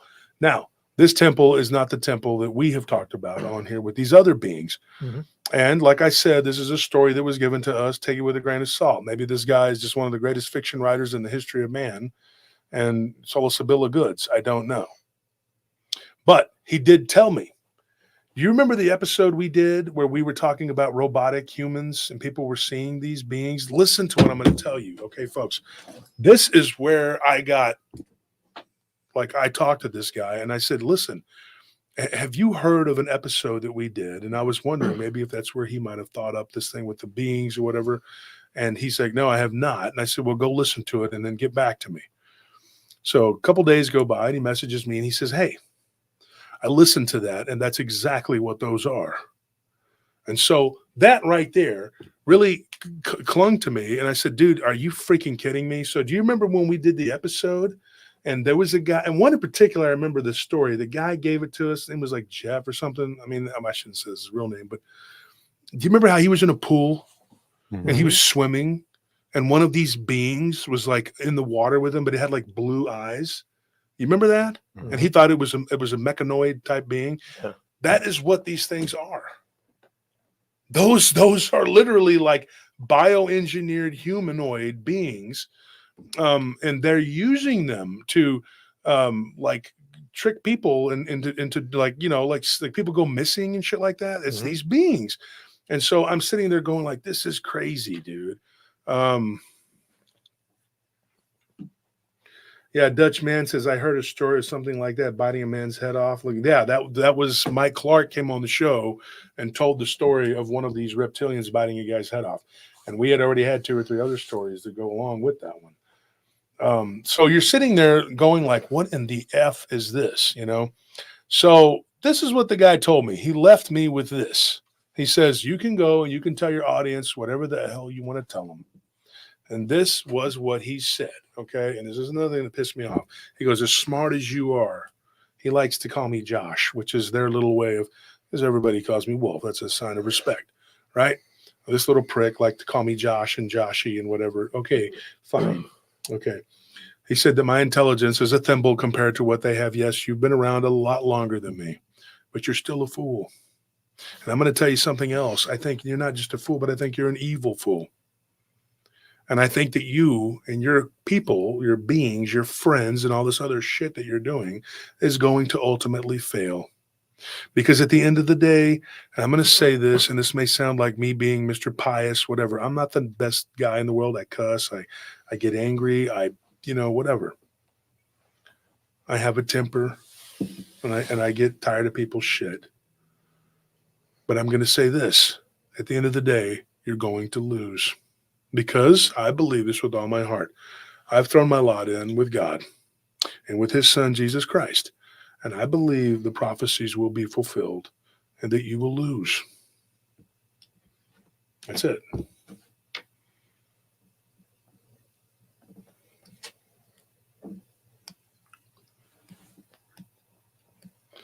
Adam Rubio here. Well, we'll give you a voice. What does it say? No one cares about what episode you're talking about. Got past the fluff stories and just tell us the real people's stories. I don't care. Your story. Tell other people's stories. First of all, Adam, do you know how to type? Do you know how to actually make sentences? I don't care. Your story. So thank you for that, Adam. Let me go ahead and just ban this guy and delete your comments. But I did give you a voice because I'm fair. But at the end of the day, I don't care about this dude and I don't care about this whatever. You're a very evil person who does very evil things. And if this is what you're doing and if this story is to be believed and if it is true, okay, which it may or may not be. But I'm going to say this: if it is true, and that is what y'all are doing, and you are very proud of yourself, okay, you're going to lose. You're going to die at some point. You're not going to be some king of a blasted out world or whatever it is you think you're going to do, and you're going to burn in hell. It's that simple. And I actually have less sympathy for you, having went through all these different places, and just for what? For what? To be king nothing? Is that it? So that's what I'm going to say. Paul, yeah, it's the. I think the name of the episode is called "Robots and Reptilians. They Walk Among Us," something like that. I don't remember the number. Dick Richards hit the nail on the head. They truly love evil. They truly love the evil. They do. And evil does walk among us. It truly does walk among us. And like we said, we debated about even telling this guy's story or giving him a freaking platform. I hope I told it correctly. I don't think I left some of it. I left some things out, but I told what I could within the span of the time that we had. And I have to give you, this is what I believe. I think that this guy's being honest to a degree. I don't think that he's being completely honest with me about some of the other things that I didn't talk about on here, because I think he was trying to deceive me, because that's what they do. Now, he also threatened me. I'm not going to run to the police and tell the police that this guy made a threat to me, but because I don't take it seriously. The reason I don't take it seriously is because I'm not worried about you harming me, because I do believe in the armor of God, and I do believe that I'm not saying I'm fully protected, like I'm some kind of invincible. I'm not Blade. Okay. Let's be very honest and be realistic here. Okay. I'm not worried about your magic. Okay. I'm not worried about any of that. It's been thrown at me 1,000 times and it hasn't stuck. So he said I better watch the insults and this and that and blah, blah, blah. I don't feel like I was being insulting, but with these types of beings, they always take an insult. They'll find an insult in a bouquet of roses. And there are people that are like that too. But I'm not afraid. We have been threatened after multiple episodes. And Anthony, you and Tony can attest to that. During the Texas Wolfman, we were threatened. Yeah. We got threatened after Just getting weird emails saying that to shut up and stop talking about that, or something's going to happen, blah, blah, blah. So, we're used to it. We're used to that. We're used to war here at PRT. I don't like it to be that way, but it is what it is. And there are people who will literally do anything. They will stop at nothing. They would literally, give a lap dance to the devil and go to bed with him if they thought he could get rid of me. Which is really sad and sick at the same time. But there are people who walk amongst us who are sociopaths. And they are some of the worst human beings you could ever imagine. But they go around pretending to be good. This guy just comes right out and says, I'm evil and I did this and I'm proud of it. And he thinks that by telling me this, he's winning some kind of victory. But that's fine. But the one thing I know about these people too, they're always so desperate for you to know. Now, here's a weird thing, folks. And I kind of made this connection with this guy. And I don't care about offending him. I think I've already offended him pretty bad. But the thing that I know this, I said serial killers love to brag. They love to, they really, truly. It's that ego. Their ego gets to That them, and pride. they want people to know that they did all these bad things. And they want to be like, hey, man, I'm really a badass and I did da-da-da-da-da. At the end of the day, who gives a shit? You're just going to end up sitting in prison, and the rest of your life is just going to be, until you get executed, it's just going to be a lot of downtime inside of a penitentiary. And a lot of inmates are going to try and fuck you up because you did something and you made a name for yourself, so that by beating you up, then they become somebody. So that is the thing. They love to they want to show their ass and so this is what he's doing to me. It's, at least not to me, but like, this is what I think he's doing. Is he wanted to tell somebody so that he could be, like, look at what I did. I'm this and I'm that. So whatever. So Rex Rude, kudos to you, my friend. You're an incredible piece of shit. I mean, nobody listening to this right now is impressed. So Not really Everything working out the way you thought it would. Yeah. Pretty much everything you told me just made me realize how stupid you were.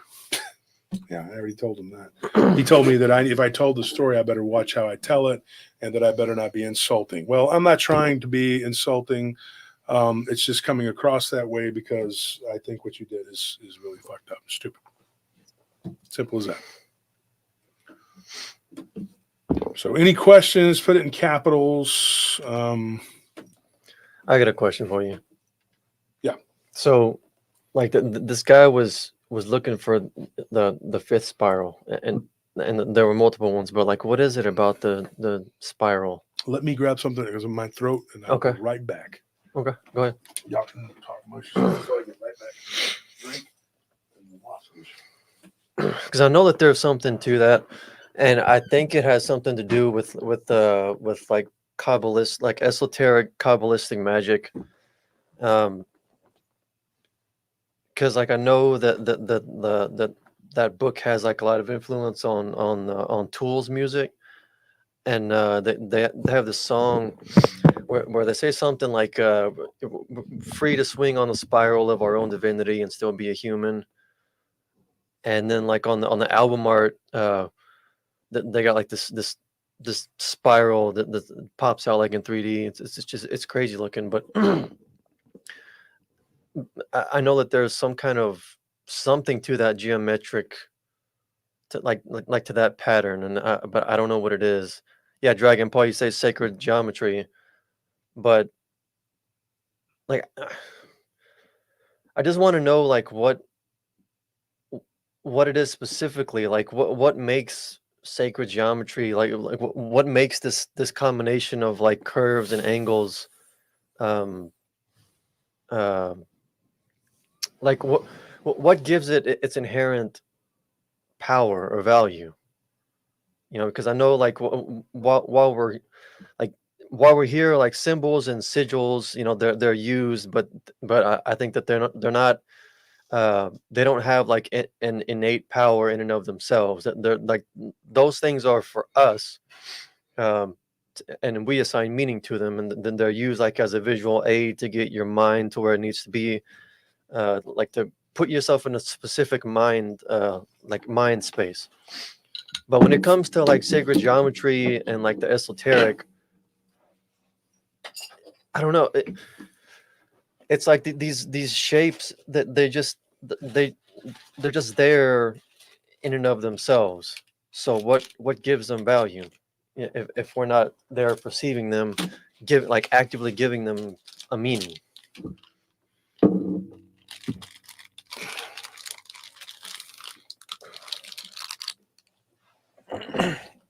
JFA asks, is all magic bad? Is divinity a type of magic, or is it something completely different? I don't think magic is an inherently good or bad thing. To me, it's part of our reality, but it's like it's something that's way above our pay grade as human beings, and that's I think why that it's kind of not smart for us to dabble in it, because it's a very dangerous thing. It's like a kid running with a pair of scissors. Scissors aren't evil, but if you run with them and and you're a little kid, you could get hurt. I think it's more like it's less of there being like bad magic, our magic being bad, and more about it being like good magic being stomped out or being forgotten about or lost throughout history. So there is no real avenues to where you can learn how to do things correctly. And with how litigious, these entities are and everything is, how it all matters very much what you say and how you say it and what you mean. It's very important to know how to do it correctly. I think also magic, since it is kind of spiritual, it kind of affects your mentality and also your emotions. So you can't really be in full control of like your mindset, I think, to where like you're more easily persuaded to do something that you probably shouldn't do. because you have like that outside force. Magic's like magic's a weapon where I feel like divinity is more like a shield. And you know, weapons, like Anthony says, aren't inherently bad. It's just how you use them. I don't think, you're supposed to be using it to attack each other or attack anything really.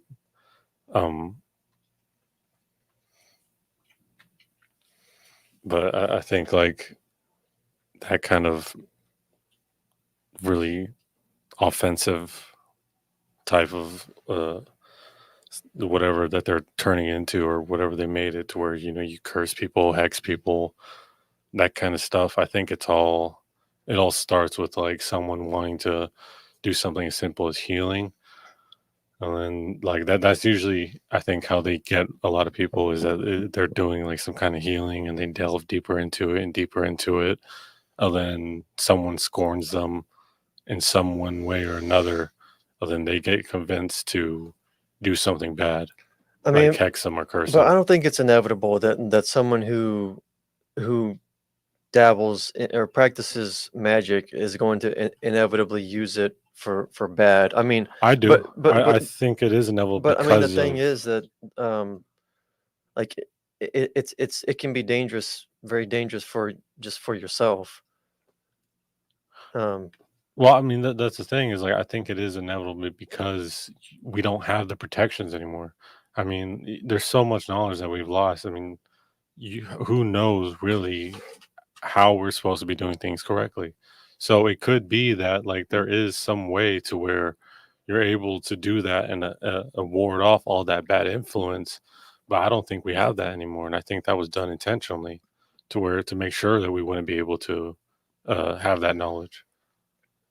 To be able to use this in a form that we're able to also ward off all these uh, evil entities and thoughts or whatever. And I think what you're talking about is more about just like human will, where it's like you're fighting your own will at that point, to where like, I have this power. Do I use it to do evil against this one person who scorned me, or do I just continue to use it for this, my healing and mostly helpful purposes? And I think it's like, well, how long can you fight that? How long can the world kick you in the face before you're like, well, you know what, screw it. I don't need, why am I being the good guy? Why am I going out healing here when I'm getting kicked in the face? And like, these demons could prey on that as well. And if they know that like you already have some sort of ability, and all they have to do is keep messing with you and sending these robot androids to mess with your life, and just mess with you in the human sense, because you are still in a materialistic environment, because you haven't delved so deep into that spirituality that you've experienced all this other stuff, to where you're able to detach, or you don't have that like evil support system, to where you don't need to go do work and live a normal life, where you are being forced to still live as a human. Why wouldn't they be able to mess with you and like keep messing with you and messing with you and messing with you until you break? And they might target you, especially because of your lack of protection, because you don't know. A lot of these people who do witchcraft, or they do, they delve into that kind of stuff, they're not religious, they're not faithful, they don't have the protection, they have the sword but no shield. So it's like, I think, I mean, like, that don't get me leads wrong. them. I'm not endorsing like No, the of use course of it or not. nothing. I'm just, But I mean, I agree with you. like, I think that it does open you up. yeah, You know, I it think that creates it's not like openings. inherently you're going to go down the evil path, but I Yeah. think you are definitely more likely to go down it because you don't have that protection. Yeah. Okay, so I'm reading some of the comments here. I'm sorry, folks. I had to eat something. I was feeling a little. I know it sounds weird, but I was feeling spiritually drained. After talking and telling the story, I felt kind of. There's different ways to look at this. Now, here's what was explained to me, and this has been explained to me by more than one of these magic practitioners, and I've had a witch, a full-on witch that claims that she puts curses on people, blah blah blah. This was years ago, and and she worked at this club that I used to work at, and she explained the spiral meaning of her tattoo. Now, I know that this is also something that's used in pedophilia. I've heard of this, that uses it like a symbol. Yeah. Now, here's what I know. If you use I think it's if you use it clockwise, if it's used clockwise, then it is creation, and then if it's used counterclockwise, it's like. Oh, hang on. Sorry. Go ahead. Right, they couldn't hear me? I mean, they could barely hear you, Okay. but I mean, they can now. Why was it turned down? Is you reading? Yeah. Oh, okay. So I turned didn't it want them down. to hear all the plastic rustling. Sorry, so I had to eat a protein thing, whatever, because I was feeling a little faint. And I was feeling a little, so they use this symbols. And it's clockwise. It's the creation, and then it's and then it's an increase, whatever. And counterclockwise is decrease. So if he's taking the left-hand path, what he was saying. And what a former witch told me, well, this woman was still a witch. She was just somebody who worked downtown. It was all, I'm practicing Livestream and whatever. And told me and Dee and everybody this, whatever.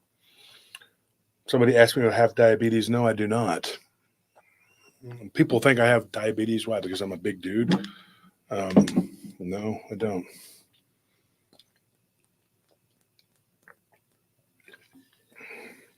You think that Rex tried to cast a spell on me? Well, he better stand in line because there's a whole bunch of people doing it.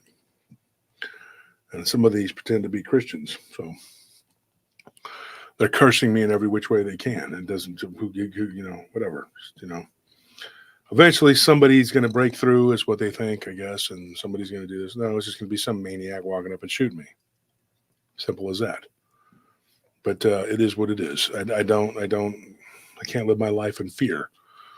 One of the things that I know about this spiral is when I asked him, and what was kind of reminiscent of what this witch had once told us, that spiral, because she had a spiral tattoo like right here on her arm, and it was indicative of the left-hand path of the way she was using it. Now, it's been used in occult for a long time, and Buddhists use it, and Hindus use it, and a lot of different religions and people have used it. So whenever this guy who was doing this, Rex, I don't know his real name. I don't know what he calls himself. What he was saying was that he was walking down that spiral, the left hand, and he was going opposite of the, it was literally, yeah. So he was decreasing himself, which led to him being imprisoned. And I'm like, how do you not see that as symbolic? You're spit out the bowels of hell, and then you end up as a prisoner. But he was clever enough to get them to come up top and then make a deal with his coven, which in turn has opened up to other covens. And he says over the last 30 something years, there's been an increase in all of this, and they have infiltrated tons and tons of different places, hospitals, schools, all sorts of environments. And so it is a spreading of their culture. When I asked these other people who had gotten out of, the problem with the people that I know that have given us information, with the exception of Eve, she was the only one. She was the subservient, what they call a subservient to one of the elders. So Eve's story is very promising. She can tell us a whole lot. So that's one of the things that I got to talk to her about and get her information, because when it came to Stacy, Carlos has a very fascinating story, but it's not going to give us the full Monty. Gerald's story was sort of base level. He was a soldier. And then you had Joel, who was practicing, but he wasn't even anywhere near being even a footstool to one of the elders. They weren't in it long enough. But what these people did, they got out, right? And these other people, these high-ranking beings, these high-ranking officials, whatever, in order to go up against one of them, in order to go up against one of them, you would have to have the full armor of God in a way you've never had it in your life, because these elders, they carry others with them that are damn near like superpower. A fake Christian doesn't have a chance, or a Christian who doesn't have the strong faith. They'll crush you like a tin can. because those demons are going to basically do, you know, Paul, I know, Jesus, I know, who are you? That's that kind of thing. And I think that what he was saying is some of these beings were like third, fourth generation from fallen and or rebellious angel. So you're talking about something that's not necessarily the rebellious angel itself, but like a grandchild of it that's been around for, you know, hundreds of thousands of years.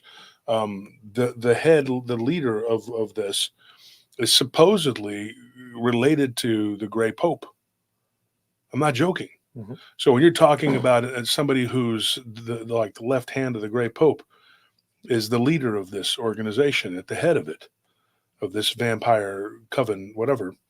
And you're talking about somebody who has been, I don't want to get too far into this tonight, but we got to go.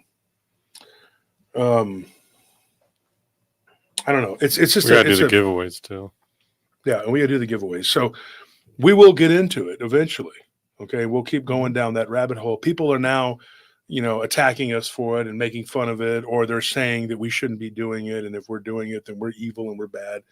Well, screw you. Somebody has to say it, and somebody has to have the balls to do it and take the ridicule and take what comes along with it, because somebody needs to say something. I mean, we can't sit around and wring our hands and be worried about being called, you know, all these different names and being told that, well, don't talk about this because you're that. If you do this, then you're a communist. If you do this, you're a Nazi. If you do this, you're anti-Semitic. If you do this, you're you're gay, or you're whatever the hell these. At some point, you have to stop and say, fuck you. All right. Excuse me, but this needs to be said. This is where we part, bitch. All right. Because I don't agree with you. We don't agree. All right. Now you want to ridicule me and just send me every type of bad message in the world.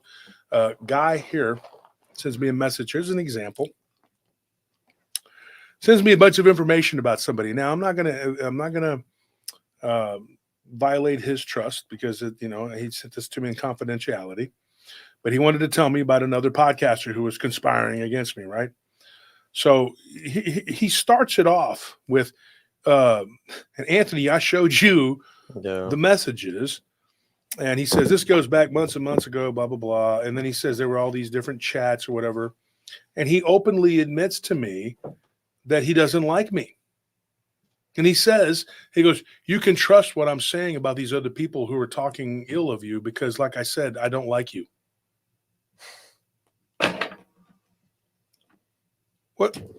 What the fuck are you talking about? Excuse me, dude. Like, excuse the language. I get upset when I'm just.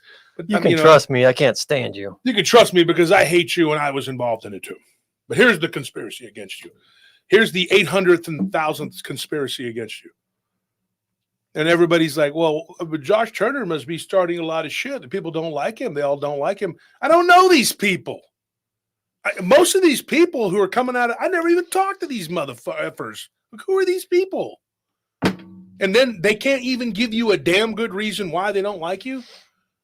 That doesn't sound a little suspect to y'all? Like, you don't think, hey, maybe some of these people are just evil bags of shit who are probably demon possessed, or something is wrong with them mentally. Why? Because you're doing better than them. So they're willing to destroy every bit of work that you have done and what you have done for this community, because they're not growing, or they can't get their 5 minutes of fame or get their shit together, and undermine the body of work that we have done. Let's see you get on there and talk to these people and remember what they say and retell it, while the guy's telling you, if you say something I don't like, I'm going to curse you.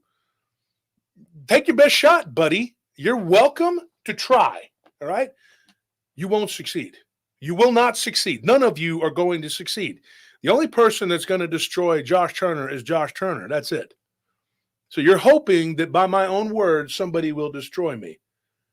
But you're pissed off because you're not me. Let's be honest. And you don't want to be me. It's a hard life. It isn't easy. Trust me. And they take everything you do and say, and they twist it and turn it. And how do you have that much damn time to sit there and watch somebody? And you're not doing it for the right reasons. You're doing it because you want to destroy that person. My hand to the Bible or any holy book you put in front of me, in front of God, I say this: I don't have time to sit there and watch your ridiculous little pissant shit channels and pick apart and care what you have to say. One of them said to this other researcher, "Here's a turd's been trying to take my channel down." But what? What good, what purpose would it serve to take your channel down? You ain't shit, dude. Yeah, we didn't get to where we are It really sucks. by wasting time on stupid crap like that.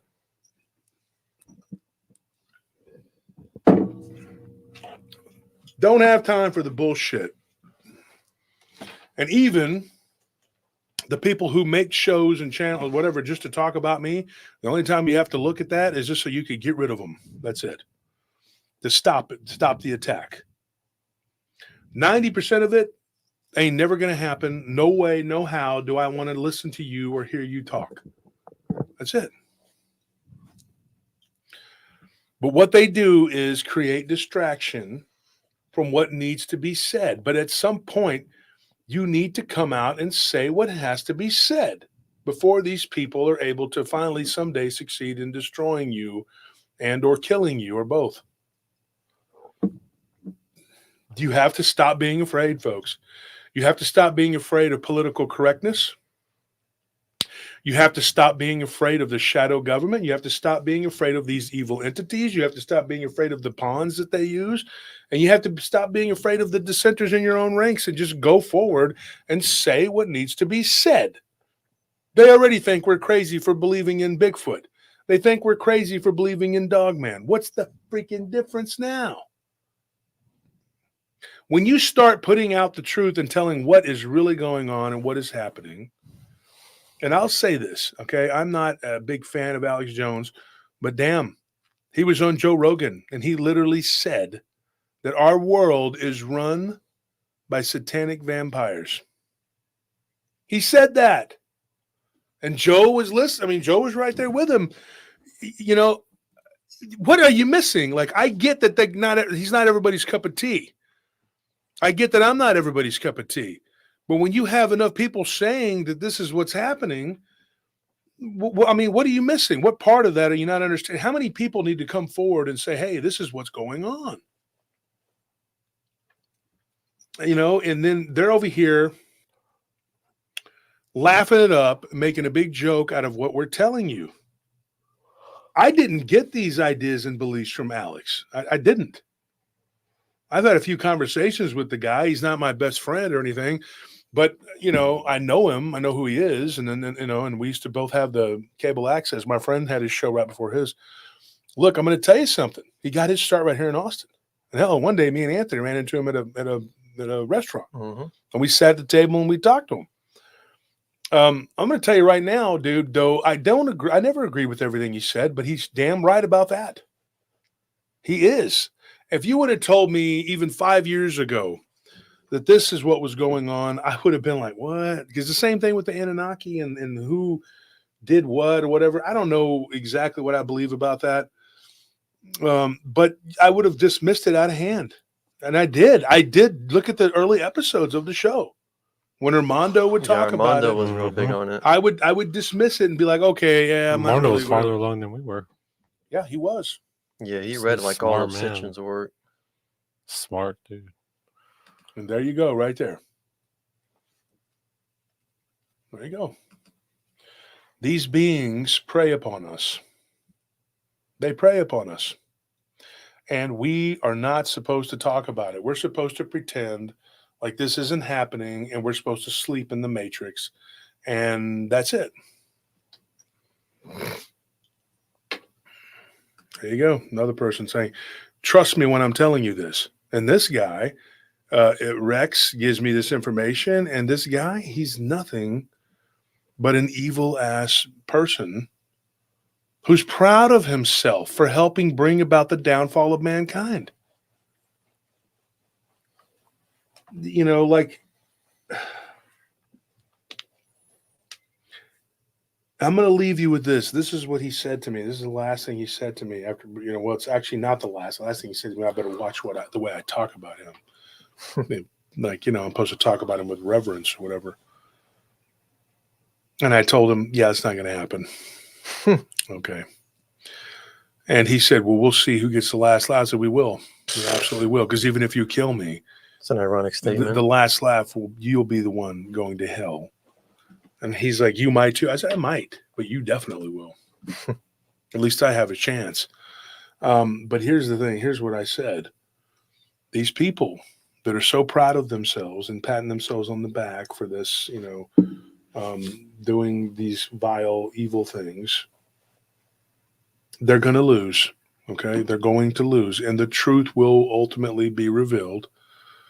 They've trampled on it long enough. Everybody in this community is always screaming about the truth, the truth, the truth.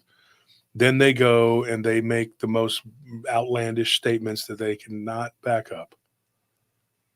But this is what he said. He goes, the reason that I don't care if you tell this story, he's like, you could shout it from the rooftops. I believe the words were, I could climb the tallest mountain and scream it over to the entire world. And he goes, and most people aren't going to believe you. That's the sad thing about it. He laughed because he knows. He knows that how these people have been able to operate for so long on various different levels is because people aren't going to believe it. They're going to think you're cuckoo bananas, and they're going to call you every name in the book, and they're going to mock you, and they're going to laugh at you, and they're going to attack you, and they're going to drag you and your family and your friends through the mud. But somebody has to do it. Somebody has to have the balls to sit up and say, go to hell. This is what the truth is. That's the freaking truth. He called it, though. He said people aren't going to believe me, and it's just going to be more mockery of me and blah, blah, blah, blah, blah. And then he asked me if I was prepared for that. I said, have you been watching what's been going on? Do you think this is the first time I'm going to be drugged through the mud? I got so much mud on me, dude. I'm filthy because of it. They've drugged me through every mud pit they can. Ridiculed me, called me crazy, called me every name in the book. But the bottom line is this. You stand at the foot of the tree of truth. That's it. And I'm protected by its shade. And, everybody's claiming that God's on their side. I don't know. Okay? I don't know what everybody else thinks or what everybody is or what they believe or what they're doing. I just know what I, Josh Turner, am doing. And I know that I love God and I love Christ and the Holy Spirit. And I believe that when I pray correctly. And that statement in and of itself is just full of pride anyway. And I don't really like when people say it, oh, God is on my side. No, you should be on God's side. That's right. Flat out. There's no in between, dumbass. You mold yourself to be what God wants you to be. Well, who are you that God has a vested interest in being on your side? There is no your side. There's just God's side. Yeah. That's it. And you're either on it or you're not. You don't have a side, stupid. Your tiny little pea brain. You think an omnipotent, omniscient being is going to be on your side? Who are you? You're nothing. Same as the rest of us. You are no one. You're just a sinner. You're a dirty sinner like me, like him, and like him. Idiot. That's me. And maybe you too, but I'm quite good. Well, you're dirty. You're not hygienic, so Ooh. that's why your hair looks like that. My hair looks fabulous. It's broccoli head. Yeah. Yeah. And so what happens, folks, these people have been they've been predicting my demise for a long, long time. And in the end, somebody takes down us, does whatever they do. They think they can't, whatever. You're just going to be like the beginning of the show. We talked about the outlaw that's going to gets killed by somebody. Nobody remembers those people who took them down. Nobody's going to remember the nut job that did it. They're just going to be like, oh yeah, wasn't that some old goofy dude that nobody's going to care. Yeah. You're not going to be some big hero other than to the small number of people in your little echo chamber. That's it. You're going to be that guy. That's it.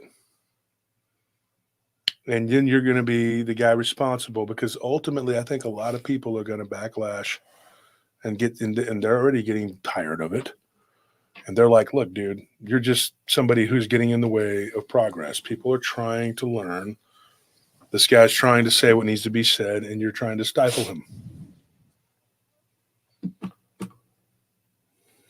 And there it is, right here. Evil is obsessed with God, either to be him or destroy him, or it's pure fear. So that's it. Yeah. And Dutchman says, does he even have a wife? Of the guy that gave me that story, no, I don't believe he does. Some of them did, the lower ranking ones. Mhm. But he was on his journey to trying to become like a minor elder, Yeah. which is like, and then eventually he becomes like an elder, which is like hundreds of years. I think it's like 200 plus years or whatever. But I was like, so you're very proud of yourself, 122 years. Well, congratulations. I mean, and you're making it to where these vampiric reptilians are y'all are helping to destroy everything. Ultimately bringing across these elders that these elder gods that they believe in. That's Cthulhu's job, is to bring them across. But it's crazy. It is. Anyways, folks, I got to run. I want to thank people for the donations, although I did say not to give donations, and thank you for those that bought memberships and shared them. Tennessee Ridge Runner, always coming through. Josh Casto. Big Kahuna, thank you for your donation. Janelle Simmons. Kate Hunter, always so nice. Kate is not in the best of health. Kate, don't give us another dime, please. Keep your money, okay? If you want to help, do something for someone that you care about, okay? If you don't have that certain someone, then I understand. But if you do, take care of them, okay? Venture Security, another great guy coming through. Appreciate it. He says, what would Sun Tzu say about your approach? What did you say? With your enemy, do you think asking that no one should donate reconciles with this? Well, I don't want my enemies to be able to say any kind of ridiculousness. I'm just so tired of it. I just so tired of it. And thank you for Squigla says, is the inner earth related to the ice wall theory? Yes, and no. I could explain all that, but I don't have time. I got to run because we got to work, because we work constantly. Do me a favor, folks. If you want to help out with us, just say prayers for us. Please pray for our protection. Pray that we're protected from these people and these beings and these things that are going on. And if you could help us to pray for us, because it's a very big struggle. We're having to pack everything, and the animals are confused, and we're having to move. And a big part of that is these people doing what they're doing. We have to go somewhere where they don't know where we're at. And it's a sad shame, that we have to hire security, our own people to watch our house and protect us. I don't feel comfortable with Nellie being, so I have to be, but you better believe when we get to the new place, I'm going to have 2-3 big, mean, badass dogs. And I used to train dogs, and I'm going to train them to eat your ass. So don't come to my freaking house unless you want a big surprise, whether you're a supernatural being or just a normal jackass, either way. So. Yeah, it's going to be cool. I wish I knew Ivan when he was young. Well, I didn't know him when until he was old, already at the end of his blind. life. Yeah. He was a big old dog. He was amazing. He was the inspiration. All my friends that have all them big dogs, he was the inspiration for all of them. They were all like, oh, I want a dog like Ivan. He was so well behaved. You saw that. He was very disciplined. Yeah. And that dog, he would, even at his old age, he was still trying to protect me. He was just, that was his life.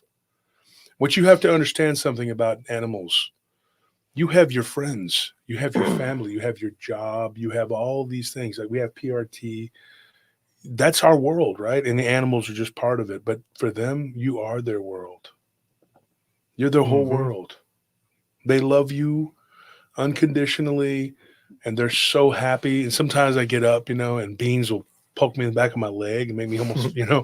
And I'm like, Beans, damn it, And then I stop and I think, she's just so happy that I'm awake. And she wants to be around me, and she just wants me to know that she loves me and that she's there.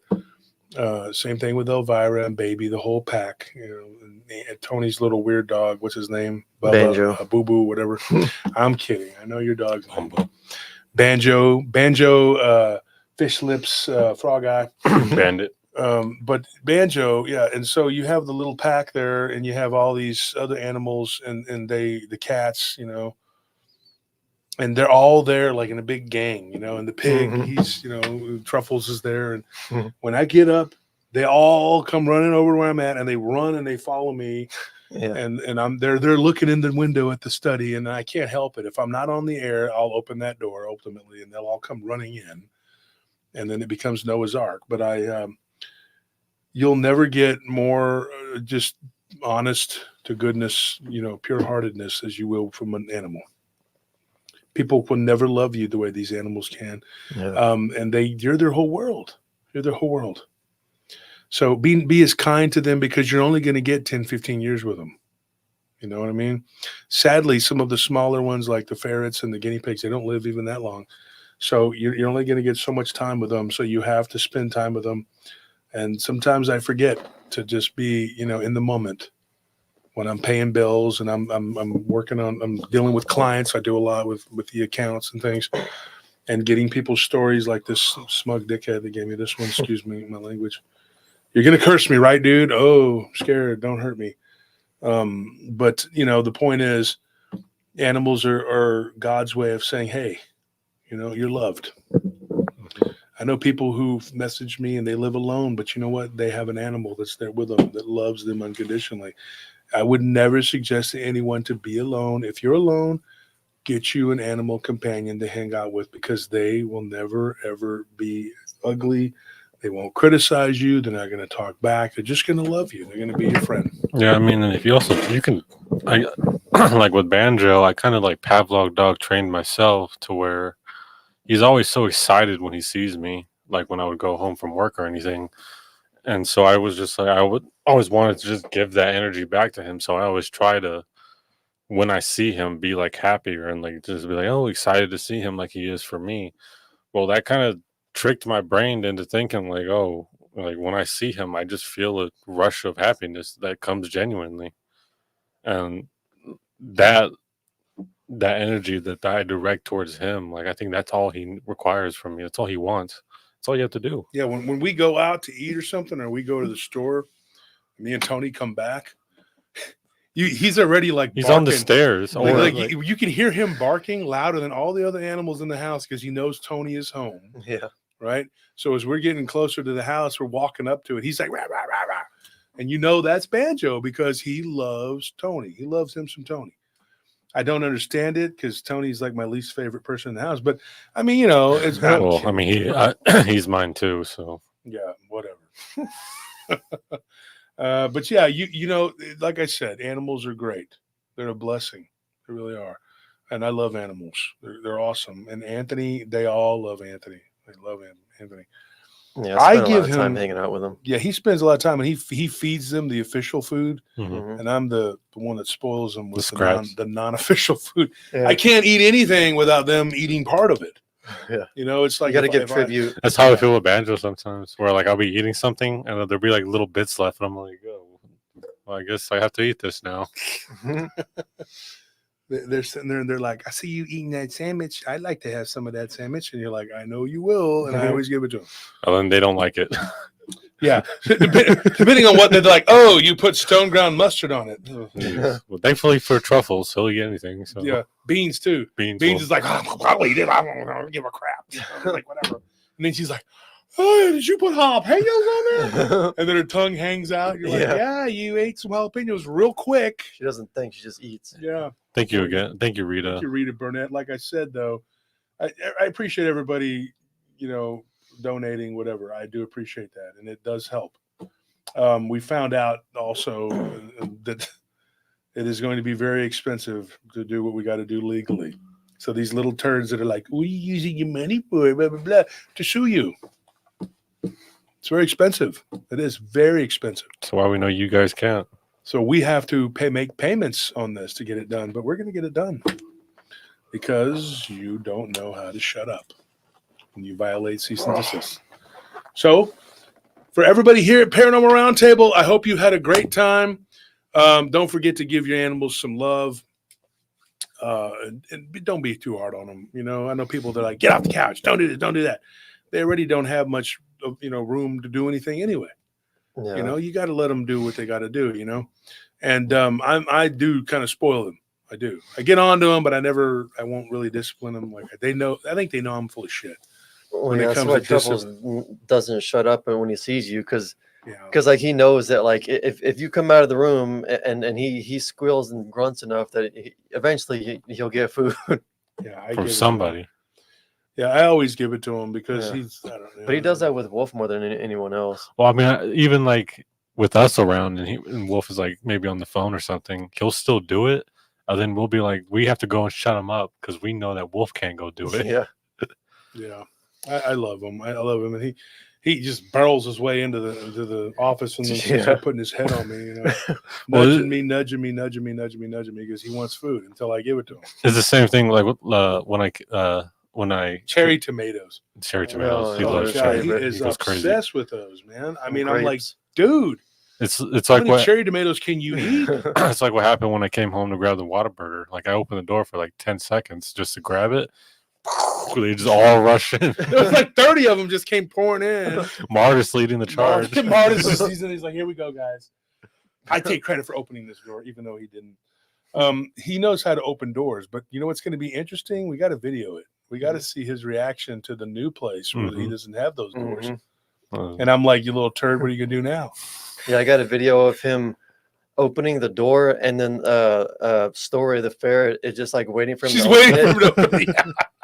I love Story. She's cool, man. I remember one time I was literally on the show and Snowy, back when she was still alive, she bit my toe and I was like, and that's why. And I lifted my foot and she was just like hanging on. And then I literally had to go like pull her off of me and then push her aside and act like everything was fine. I looked down, my toes like bleeding. I'm like, dude, oh my gosh. And my brother's like, I want to take it out and smack the shit out of her. Well, yeah, but she's a ferret. I'm going to do that, dummy. But these all talk. He'll never discipline those animals. He let Miss Kitty do whatever the hell she wanted. Yeah. And then she got out of control, Miss Kitty was actually a dog. We just called her Miss Kitty. But anyways, folks, enough to talk about pets and animals or whatever. We'll be back again probably tomorrow night. We might have somebody we're interviewing tomorrow night. We're gonna see, if they want to do it or whatever. They got to get in touch with me though. I told them, if you're listening, Dragon Paw, you have tomorrow night if you want to do it. It's your abduction stuff. But we also have another person who can stand in maybe. And then we definitely have Tuesday. We'll have the Tuesday podcast. And then we'll have Wednesday. We're going to be doing interviews on Wednesday. And then Thursday will be, what are we doing Thursday? Rumble. We Rumble on Thursday. And then Friday, Saturday, Sunday. So it's all week long. We're going to be doing stuff. And then we're going to take a little break. But then when we come back, we're going to be doing some investigations. So next week's going to be very cool because I think it'll be Tuesday. But we'll have the pre-record on Tuesday. But guess what? We're going to be going out to Cistern. 3 different Bigfoot sightings out there. And some of the patrons that go to that area have seen and heard things. So we're going to go out there and we're going to go look around and see what we can find. Unfortunately, because of our money problems with the what we may need, we don't know 100% yet how much we're going to use. But we're looking at thousands of dollars to pay for these lawyer fees. And so we're trying to figure out how we're going to attack this problem. But we are going to get, what is it a piece we're going to get? What is it you said we're going to buy? Not just the camera. We're going to get the camera. But what is it we're also going to get? I mean, I was talking about a piece of hardware for the studio. But it was like, what is it for? It's just like a camera. Oh, so that we can go on YouTube and Rumble, and we can flip the camera back or whatever. Yeah. But I mean, it worked like this. Yeah, I mean, just like so on StreamYard, like it's like if we both want to be on camera, we have to like both constantly be on camera. But like if I can do it right, I can do it to where like you're on camera full screen, and then Yeah, I don't need to be on camera full screen. well, I mean, like it's kind of distracting though. Like if you're talking and then we're on camera and then like sometimes we have to get up. You know, it's just I don't Just know. stop It's getting just up. weird to me. Oh, you got to. Sometimes stuff for work comes up. I mean, like I have to take calls. Well, And just do it on the messages. show. Just be like, yeah. What happened? Homeless guy? He took a shit on you? He did? Did you whoop his ass? You whooped his ass and you whooped his ass long because he hit the pipe till the crack was all gone? Yeah, that's what you got to do. Man. All right, I'll see you. Just tell him. Tell him what's going on. Like, if your girl steps up, I'm smacking the hoe. You ever notice that on that song, House of Pain? Yeah, there's like a It's little like- slap. We don't want to be too slappy, Just a couple of fingers on it. Hey ho, hey ho, hey ho. Jim Bob Can't step says, into my game. my dog ate an entire pizza, was mad as hell. That's nothing, Jim Bob. Beanie ate a steak that I just cooked for like an hour. I prepared this meal for like an hour just to have this. And then I had Anthony 2 bites of Kitty it. ate your burrito. Remember that? I had 2 Yeah. bites. It was probably the best. I've been cooking steaks for like 2 weeks at that point, trying out new things, and that was the best one I did. She ate it. Funny, man. I Tony stopped was eating so- steak for like a week. Tony was so mad. I think y'all came home and like all the animals were in their kennel, and I was just like in my room, and I didn't come down. You get a habit of like paying for it whenever you have a good steak. Because like remember the steak that I made for you, So and you're like, annoying. man, it's one of the best steaks I've ever had. And then like I an was hour drunk as later, hell. he's like vomiting his guts out. Yeah, what the heck is wrong? But it wasn't bad because I ate the same thing and No, I it was wasn't fine. the I don't know sta- what it was with his stomach, but it it's was like because I was drinking. I think that night when we were off, Well, I had drinking's too much. never good. and then I remember. Oh, you know what it was? It was that little CBD gummy thing. oh, you took one of those? Yeah. Why, y'all? There's only one kind that I'll take. It is purely CBD, CBG. I do not touch any of that other shit. I don't know why you guys would even mess with those. That Delta 12, Yeah. 15 We were drinking. sigil of Satan, not good. CBD, whatever the hell that shit. I don't touch any of that. Dude, that was such a good steak too. That was so He annoying. still remembers it. Oh my god. You But can that was taste the it right first. now. Well, you remember Oh. those are the steaks we conned out of everybody at Christmas time. Oh, yeah, that's Oh right. yeah, that's right. Remember that? We tricked We everybody. were delivering them to a mansion. to mansions. We went to mansions. We went door to door in the rich neighborhood. And we're like, "Hello, Belvedere. Can you give this to the Tellys? This is their tribute.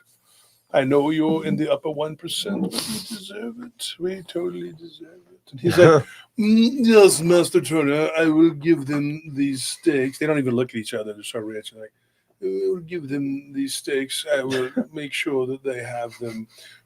As long as the poor suffer." "Oh, yes, Belvedere, we've made sure to stick it to them. We are the man." Who the fuck does it? Who's going to go deliver to mansions, Yeah. right? And then supposedly Puffy Fat Boy told him that? Hell, he ate half of them while he was at the house. What the fuck is he talking about? You'd be high, crazy, stupid on acid to believe that shit. Like, here, go see him, dumbass. I'm going to the mansion. When I came by, he was asleep, Yeah, I was hiding from you because I don't like you and never really did. So, yeah, because you're weird. Okay. And now I know you're not weird. You're just evil. But anyway, folks, thank you for tuning in. We hope that everything will settle down eventually and that we will be where we need to be. I'm also in the process of getting another book written, and my dear friend Anne Celine is working on that with me. We are working lockstep, we're using the stories from the show and then some other ones that I got, and we're putting them into the book. A lot of people have seen these things. It's about vampires. Also, my wife is writing, she's helping me write. We're writing it together. And everybody knows, there's no secret, I can't type. My fingers hurt really bad. And in fact, Anthony, you witnessed me trying to type too much and how I have to pull my finger. And it Yeah, hurts. it's pretty bad. It's pretty bad. And so I get mocked for that and people stealing my work and taking credit for it, which is bullshit. But thank you, Mr. Ken Gerhard, for not doing that, because you're a true friend and you didn't take credit for it because it wasn't yours. So that's okay. Once again, but nobody's going to hold anything over my head. I don't care. You're not. It's not going to work. And I'm going to get these other books written and get them done. And my brother is also helping me work on a book. We're writing about the house we lived in. So we're all working together. Paranormal Roundtable, folks. That's what we do. That's what we do. Let's give the giveaways before everybody gets out of here. We got 300 people still left. Sorry we took too long, but let's do it. We got to do it.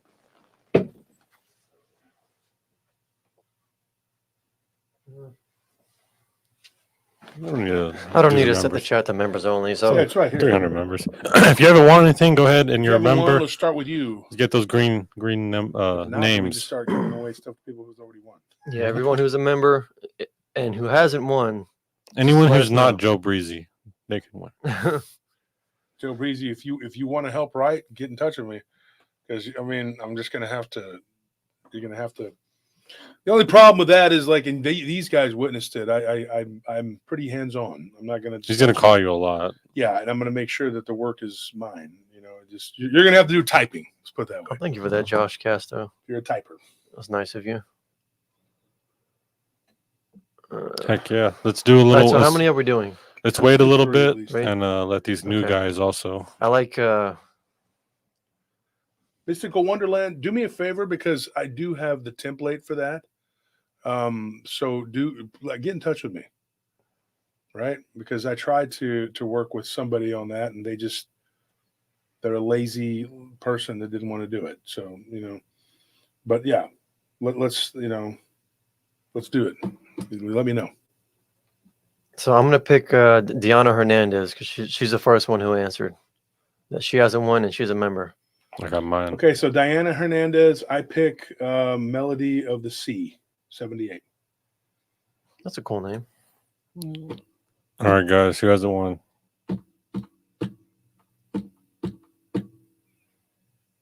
They're the only two who spoke Who up. spoke up? Deborah says, I haven't. Deborah, have you ever gotten anything from us at all? Because I don't know, have you? Because if not, then you're going to be the next winner. Yeah, I think you're the chose. I haven't seen You don't any have to pop win up nothing, yet. Joe. You could just show up at the office and take your pick. Yeah, Joe, just show up, man. And just come down here. We told you, bring You some just come here barbecue, and be here in the studio. bring some brisket. Bring some brisket.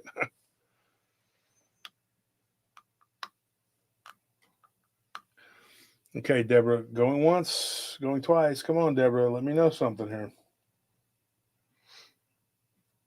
And we'll go down the line to the next person. Yeah, I got Ocular Mouse next. If you don't, Next, Oracular There she Mouse. is. About 5 years ago, I have an original shirt. We have an original shirt.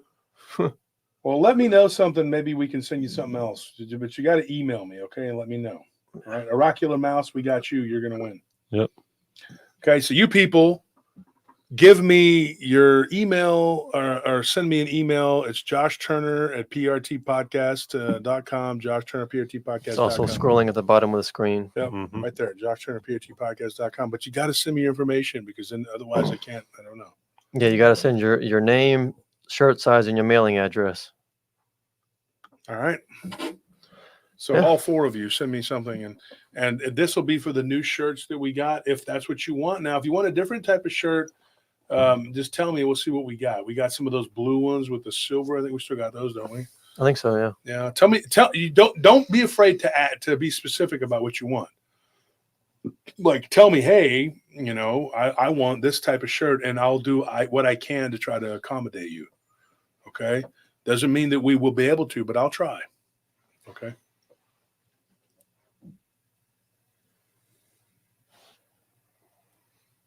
Michelle says I'm the only one not in green.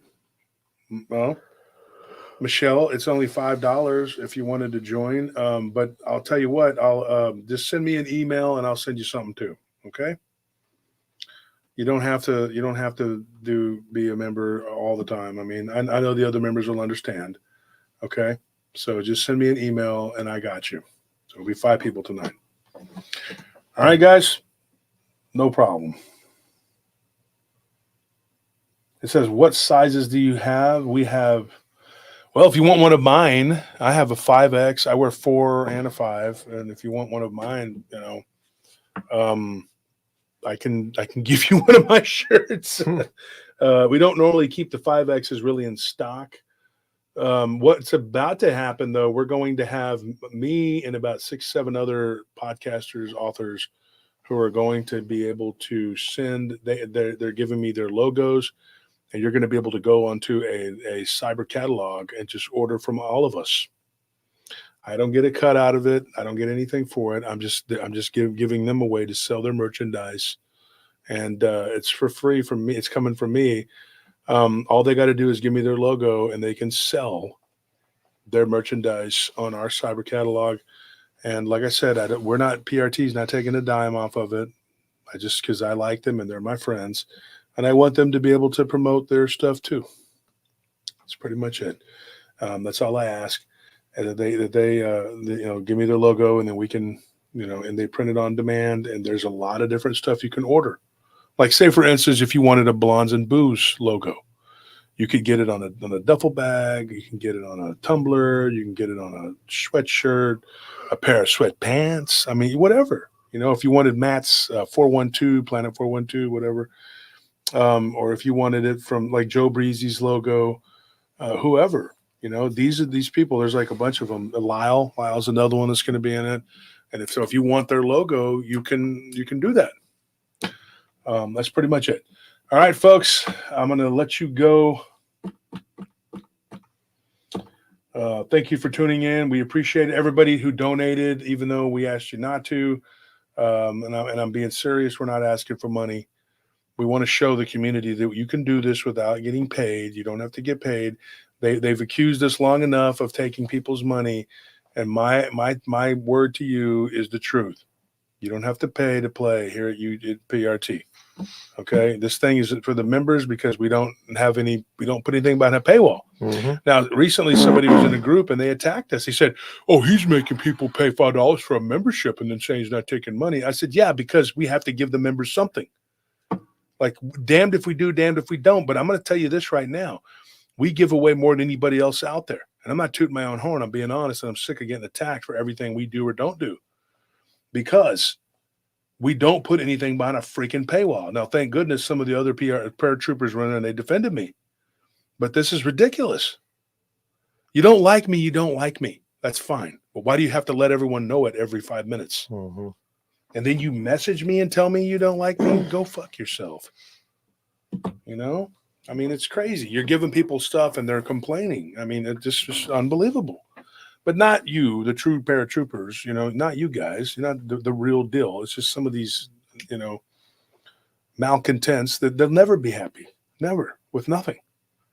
So we do have some smaller sizes. I think we have mediums, right? Mm-hmm. We got mediums up to 4X. Mm-hmm. If you really want a big old shirt from me, I can give you one of mine. I'll give you the shirt off my back. Well, this is Shinobi, but I'll give you another shirt off my back, for this, put that way. Thank you for that donation, guys. But anyway, we'll see you later. Thank you for tuning in.